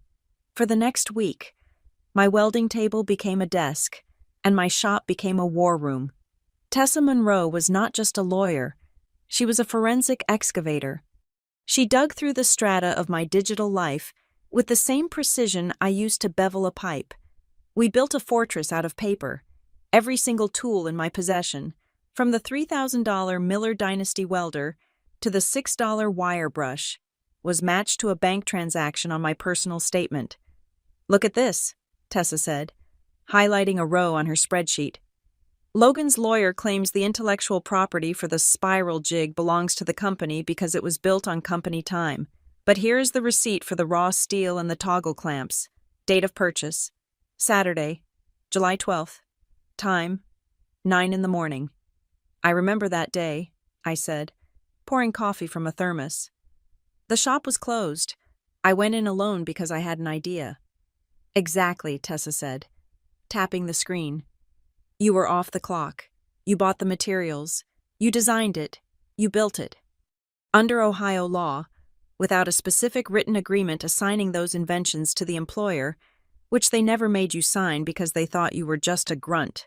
That jig is yours. It is your personal property." We compiled a dossier that was 3 inches thick. It contained timestamps of KD files created on my personal laptop. It contained email chains where I sent designs to my personal address for safekeeping because the company server was crashing. It contained the terrifyingly detailed safety manual I had written, with the metadata proving I was the sole author. "We are not just going to defend you," Tessa said, closing the binder with a satisfying snap. "We are going to make them wish they had never learned to read." But Logan, true to his nature, did not fight with facts. He fought with rumors. On Tuesday, I got a call from Dave, the foreman at a local machining shop we used for overflow work. Dave was a good guy, the kind who measured twice and cut once. "Paisley," Dave said, his voice low. "I thought you should know. Your brother called me this morning." "Let me guess," I said. "He told you to stop taking my calls?" "Worse," Dave said. "He told me you were having a mental health crisis. He said you were unstable and that you had stolen dangerous equipment. He implied you might be a safety risk to anyone working with you." I gripped the phone. "And what did you say, Dave?" I told him that the only safety risk I ever saw at Carter and Forge was him walking onto the floor in dress shoes. Dave snorted. Then I asked him for the specs on the bearing housing he wanted us to machine. He couldn't answer. He told me he would circle back. I told him not to bother. "Thanks, Dave," I said. "I am sending the overflow work to Red Ember from now on." "Paisley," Dave said, "I do not work with people who badmouth the best hands in the county." Logan's smear campaign was backfiring. He forgot that in the trades, reputation is not built on LinkedIn posts. It is built on the work. Everyone knew who did the work. Logan was trying to destroy my character, but he was only revealing his own desperation. Then, the dominoes began to fall, and they fell fast. It started with the steel. On Wednesday afternoon, I was at the supply yard picking up a few lengths of angle iron. The yard manager, a gruff man named Harlan, who had known my father for 30 years, waved me over to the loading dock. "Paisley," Harlan said, chewing on a toothpick. I had to cut them off. He did not have to specify who them was. "What happened?" I asked. "Your dad, or the kid, I guess, put in an order for 10 tons of plate yesterday," Harlan said. "Big order, rush delivery. I ran the credit check. The insurance company denied it." "Denied it?" I asked. Frank always paid within 60 days. He was slow, but he paid. "Not lately," Harlan said, lowering his voice. "And it is not just the late payments. The financials they submitted for the credit review, they did not smell right. The receivables looked inflated, like way inflated. My underwriter took one look at their projected income versus their bank balance and flagged the account for fraud review." I felt a chill that had nothing to do with the November wind. "So they cannot buy steel?" I asked. "Cash only," Harlan said. "And I know they do not have the cash for 10 tons of plate. If they cannot get the material, they cannot build the orders. If they cannot build, they cannot invoice. It is a death spiral. Paisley." I drove back to my garage in silence. The noose was tightening. On Thursday, the shop at Carter and Forge went silent. I heard about it from one of the junior welders, a kid named Marcus I had trained. He texted me at noon. "State inspectors are here. They shut down the main bay. Red tagged the crane." I called him immediately. "Marcus, what happened? Did someone get hurt?" "No," Marcus whispered. "It was an anonymous tip. Someone called the State Labor Board and reported that the ventilation system wasn't up to code and that the overhead crane hadn't been inspected in 2 years. "Was it you?" I asked. "No," Marcus said. "But I think it might have been the new foreman Logan hired. The guy quit this morning screaming about liability. I think he made the call on his way out of the parking lot." My stomach turned. I had not called the inspectors. I wanted them to fail. Yes, but I did not want the guys on the floor to lose their paychecks. But this was the inevitable result of Logan's cost-saving measures. He had skipped the crane inspections to save $500. Now, the entire production line was paralyzed. That afternoon, Evan Klein pulled up to my garage in his pristine white pickup truck. He walked in, holding a leather portfolio. He looked around at my setup, the sparks flying, the smell of grinding dust, the raw energy of the place. He smiled. "Now this," Evan said, shouting over the noise of the exhaust fan. "This looks like a fabrication shop." I turned off the grinder. "It is getting there." "I heard about Carter and Forge," Evan said, placing the portfolio on my workbench. "Halted production, red-tagged equipment. It is over. Paisley. They might recover," I said, though I did not believe it. "No, they won't," Evan said, "because I am officially terminating their contract for cause, breach of schedule, breach of safety compliance, and I am reassigning the entire remaining balance of the project to Red Ember Fabrication." He opened the portfolio and laid out a document. It was thick. It was heavy. "There is one condition," Evan said, uncapping a pen. "The state requires a certified technical director on record for the warranty paperwork. I need you to sign here, confirming that you are the primary technical authority for the Riverfront project." I looked at the line. Technical Director, Paisley Hughes. It was the title they had stolen from me. It was the title they had faked to get the job. And now, I was signing it for real, on my own terms, in my own shop. "If I sign this," I said, looking at Evan, "it guarantees they lose the contract. They lose the revenue. They default on the loan. They lost the contract the minute your brother decided he knew more about steel than you do," Evan said. "Sign the paper. Paisley. Claim your work." I picked up the pen. My hand did not shake. I signed my name.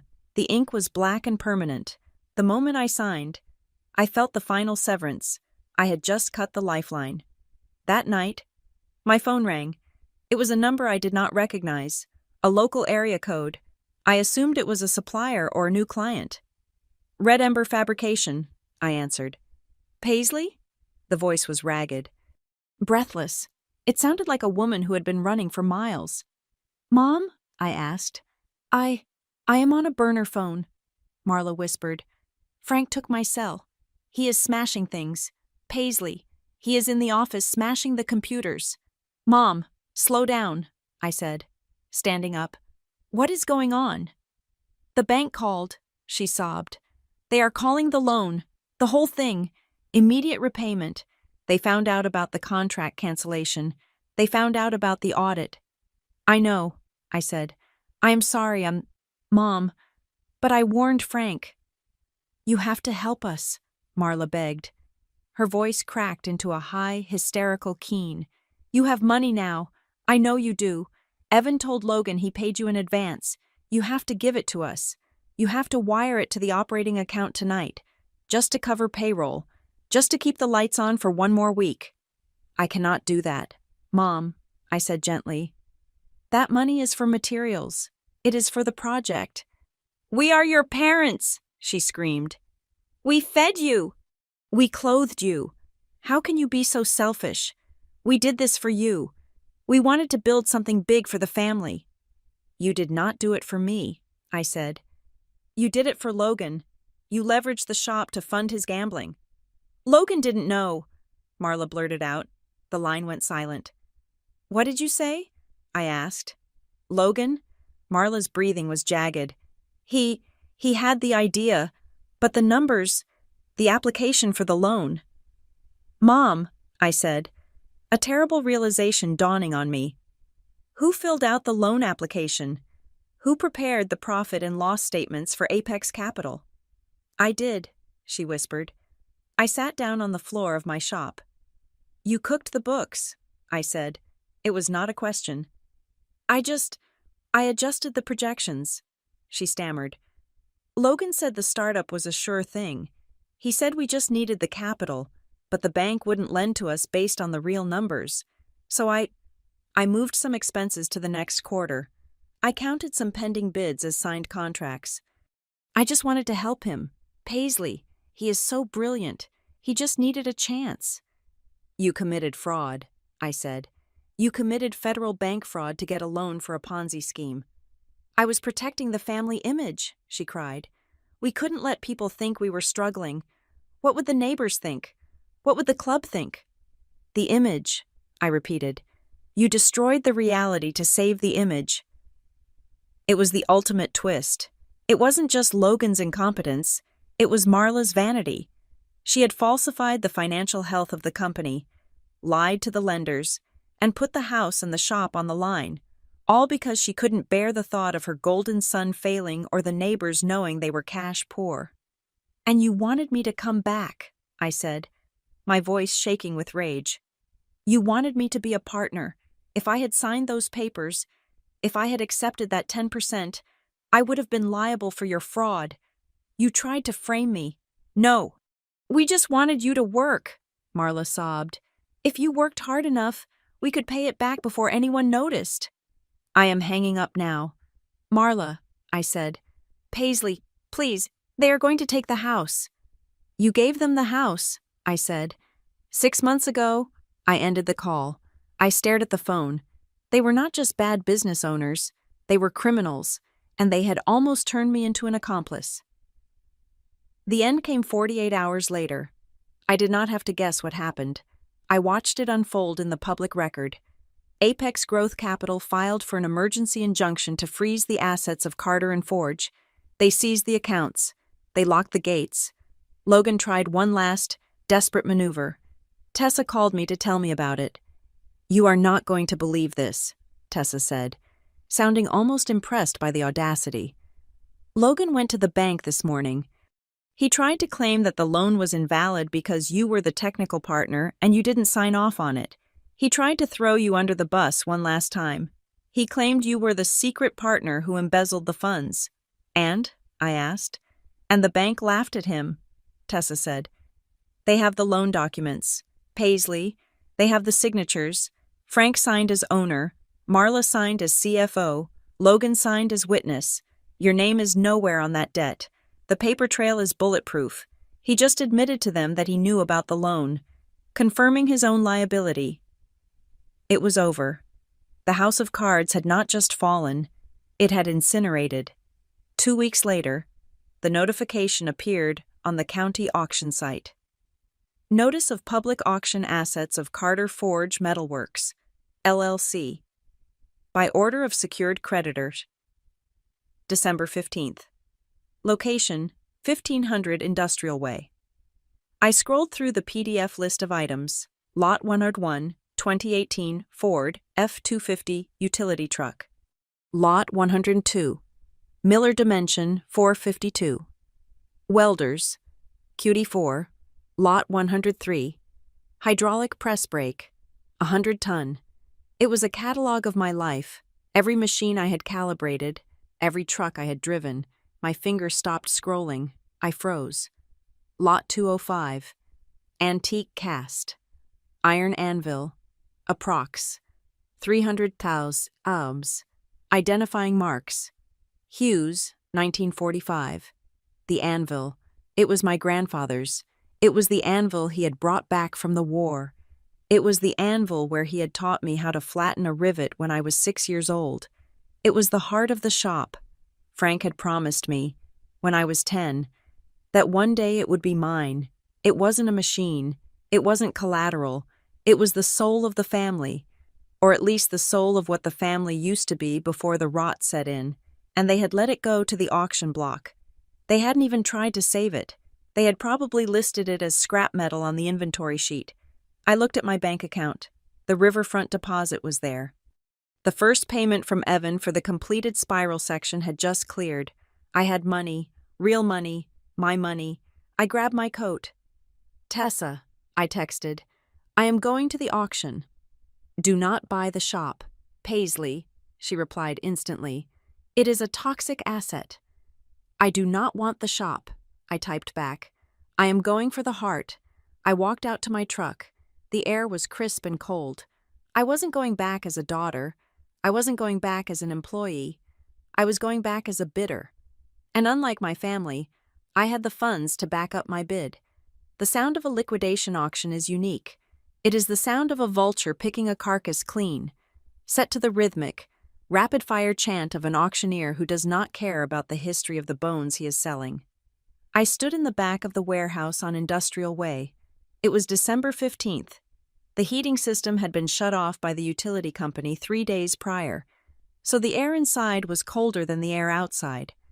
It was a stagnant, dead cold that smelled of dust and failure.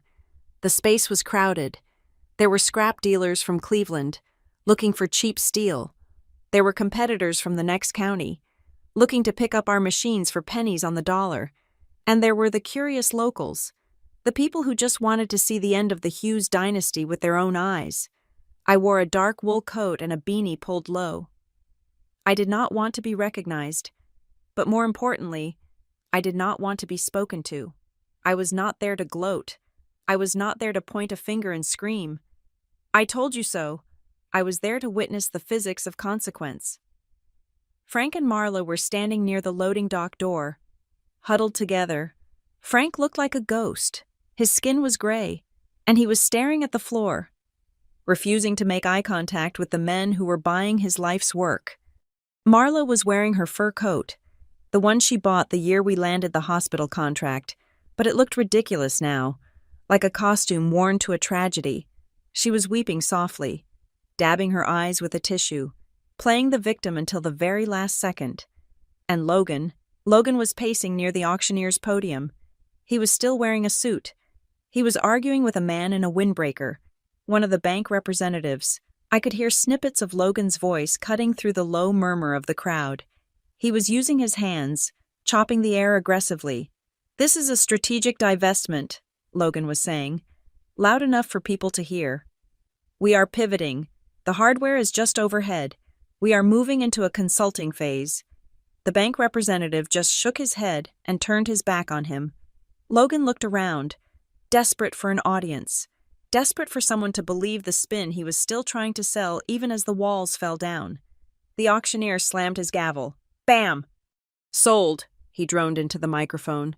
"Lot 103, the hydraulic press brake, sold to bidder number 42 for $12,000. I felt a twinge in my chest.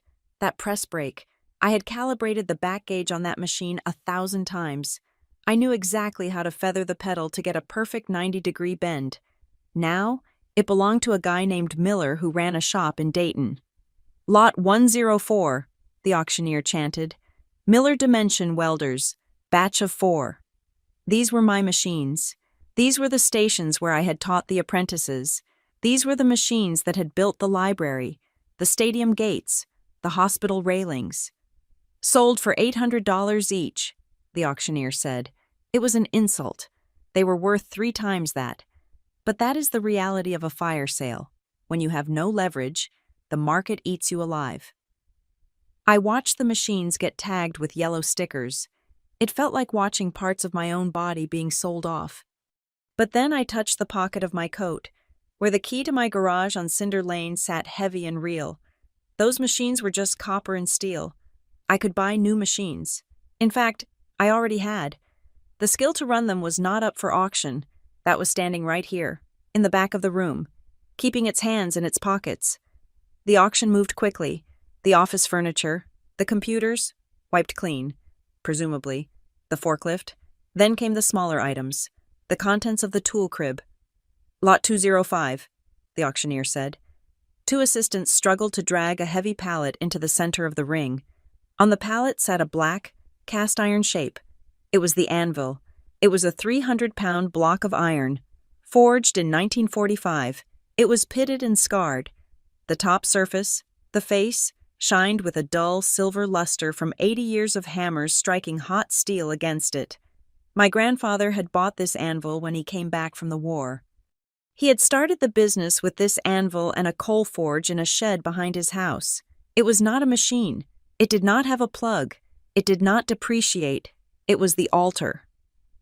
Frank looked up. For the first time, he showed a flicker of actual pain. He took a step forward, his hand reaching out instinctively, but Marla pulled him back, whispering something in his ear, probably telling him it was heavy and dirty, and they had nowhere to put it in the condo they were being forced to downsize into. "Antique anvil," the auctioneer said, sounding bored. "Start the bidding at $100. Silence. The scrap dealers didn't want it. It was too heavy to move, and the scrap value of cast iron was low. The competitors didn't want it. They had modern fabrication tables. $50? The auctioneer asked. Anyone? $50 for a boat anchor? Logan let out a sharp, derisive laugh. Scrap it, he muttered loud enough to be heard. It is obsolete. That was the moment. That was the final seal on the coffin. He called our history a boat anchor. He called the foundation of his inheritance obsolete.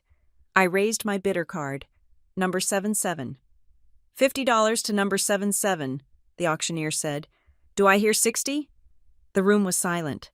I saw Frank turn. He squinted into the gloom of the warehouse. He saw me. His eyes widened. He grabbed Marla's arm. They both stared. Logan spun around. He saw me standing there, calm, unmoving, holding the card up, his face twisted. It was a mask of pure, distilled venom. He took a step toward me. Sold. The auctioneer slammed the gavel. $50 to bidder 77. I walked forward. The crowd parted. They knew who I was. They knew the story, or at least, the rumors of it. They looked at me with a mix of curiosity and respect. I walked right up to the pallet. I placed my hand on the horn of the anvil. It was ice cold, but it felt like it was humming. Logan rushed over.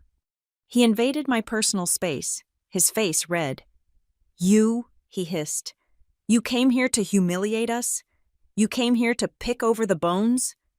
I came to buy my tools, I said calmly. Something you never learned how to use. This is family property, Logan shouted. You have no right. It was lot 205, I said, and I have the receipt. I will sue you, Logan screamed. He was losing it now. The facade of the cool businessman was gone. He was a tantrum-throwing child in a suit. I will sue you for everything you have. That anvil belongs to the company. Mr. Hughes, a deep voice cut in. It was the bank representative, a large man in a gray overcoat. He stepped between Logan and me. The anvil was an asset of the LLC, the banker said, his voice bored and official. The LLC has defaulted. The assets have been liquidated. This lady is the legal owner of the item. Step back. But she is the one who ruined us. Logan pointed a shaking finger at me. She stole our designs. She sabotaged our contracts. Mr. Hughes, the banker said, sharper this time. We have seen the books. We have seen the loan documents. We know exactly who ruined this company. Now, step back, or I will have the deputy escort you off the premises. Logan froze. He looked around the room. He saw the faces of the neighbors, the competitors, the former employees. He saw the pity and the judgment. He realized, finally, that his slide deck could not save him here. There was no one left to charm. He deflated. He turned and walked away, pushing past his parents, disappearing out the side door into the cold. I did not watch him go. I looked at Frank. He broke away from Marla and walked over to me. He looked at the anvil, then at me. There were tears in his eyes. Real ones this time. Paisley, he croaked. Con, I am sorry. We didn't know it would end like this. He wanted me to say it was okay.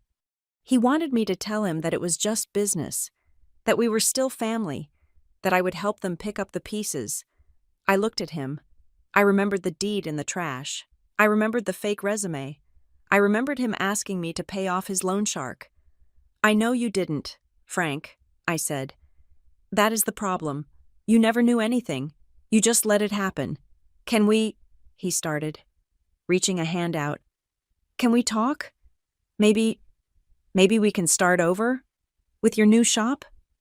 He was doing it again, even now, at the bottom of the pit. He was looking for a ladder to climb on, and I was the ladder. I stepped back. No, I said. But you bought the anvil, he whispered. That means you care about the legacy. I bought the anvil because I am a blacksmith, I said. You are just a man who used to own a shop. I signaled to the two guys I had hired to help me load. They brought the dolly over. Let us go, I said to them. I walked out of the warehouse. I did not look back at Frank. I did not look back at Marla. I left them in the cold, empty shell of their own making. I drove the anvil to Cinder Lane. We unloaded it in the center of the shop, right under the main overhead light. I bolted it to a new stump of white oak I had prepared. It looked good there. It looked right. The closure did not come from their apology. It came from the sound of that heavy iron settling onto my floor. It came from the realization that I did not need their permission to exist. 6 months later, the garage on Cinder Lane looks different now. We painted the walls a bright, clean white. The weeds are gone, replaced by a paved lot. The sign above the door says Red Ember Fabrication in simple, bold steel letters. Letters I cut myself. The shop is loud. It is the good kind of loud. The hum of 3 TIG welders running simultaneously. The screech of the bandsaw. The laughter of the crew during break time. I have 3 employees now. There is Marcus, the kid from the old shop. I hired him the day after the auction. He is my lead fabricator now. There is Sarah, a 19-year-old trade school graduate who reminds me of myself at that age. Only she is louder and more confident because nobody tells her she should be in the office. And there is Dave, the old machinist, who comes in part-time to handle the complex turning work. We pay $28 an hour to start. We have full health benefits. We have a safety meeting every Monday morning, and it is not a formality. It is a religion. The riverfront walkway is finished. It gleams in the sun down by the water. A ribbon of stainless steel that will last for 100 years. Every time I drive past it, I see people walking on it, leaning on the rails, trusting their lives to my welds. I was cleaning up the shop last night. Everyone had gone home. It was just me and the hum of the transformer. I walked over to the anvil. I picked up my favorite hammer. I tapped the face of the anvil. Ring. It was a clear, bell-like tone. It sang. For years. I thought my legacy was my last name. I thought it was something I had to inherit. Something I had to wait for. Something I had to earn by suffering in silence. I was wrong. Legacy is not what you are given. It is what you build. It is the quality of the arc you strike. It is the way you treat the people who work next to you. It is the refusal to accept a lie just because it is comfortable. My parents are currently living in a small apartment in Florida. I do not talk to them. I send a card on Christmas. But I do not sign it with love. I just sign it Paisley. Logan is working in sales for a software company. I heard he tells people he exited the manufacturing sector because it was too volatile. I did not exit. I entered. I looked at the anvil one last time before turning out the lights. It is not Frank's anvil anymore. It is not my grandfather's anvil anymore. It is mine. And tomorrow, we have a lot of steel to bend. Thank you so much for listening to my story. I would love to know where you are tuning in from today. So please drop a comment below and let me know. Let us share our thoughts and connect with each other. If you enjoyed this journey, please subscribe to the channel Helena Revenge Stories, like this video, and smash that hype button so this story can reach even more people who might need to hear it.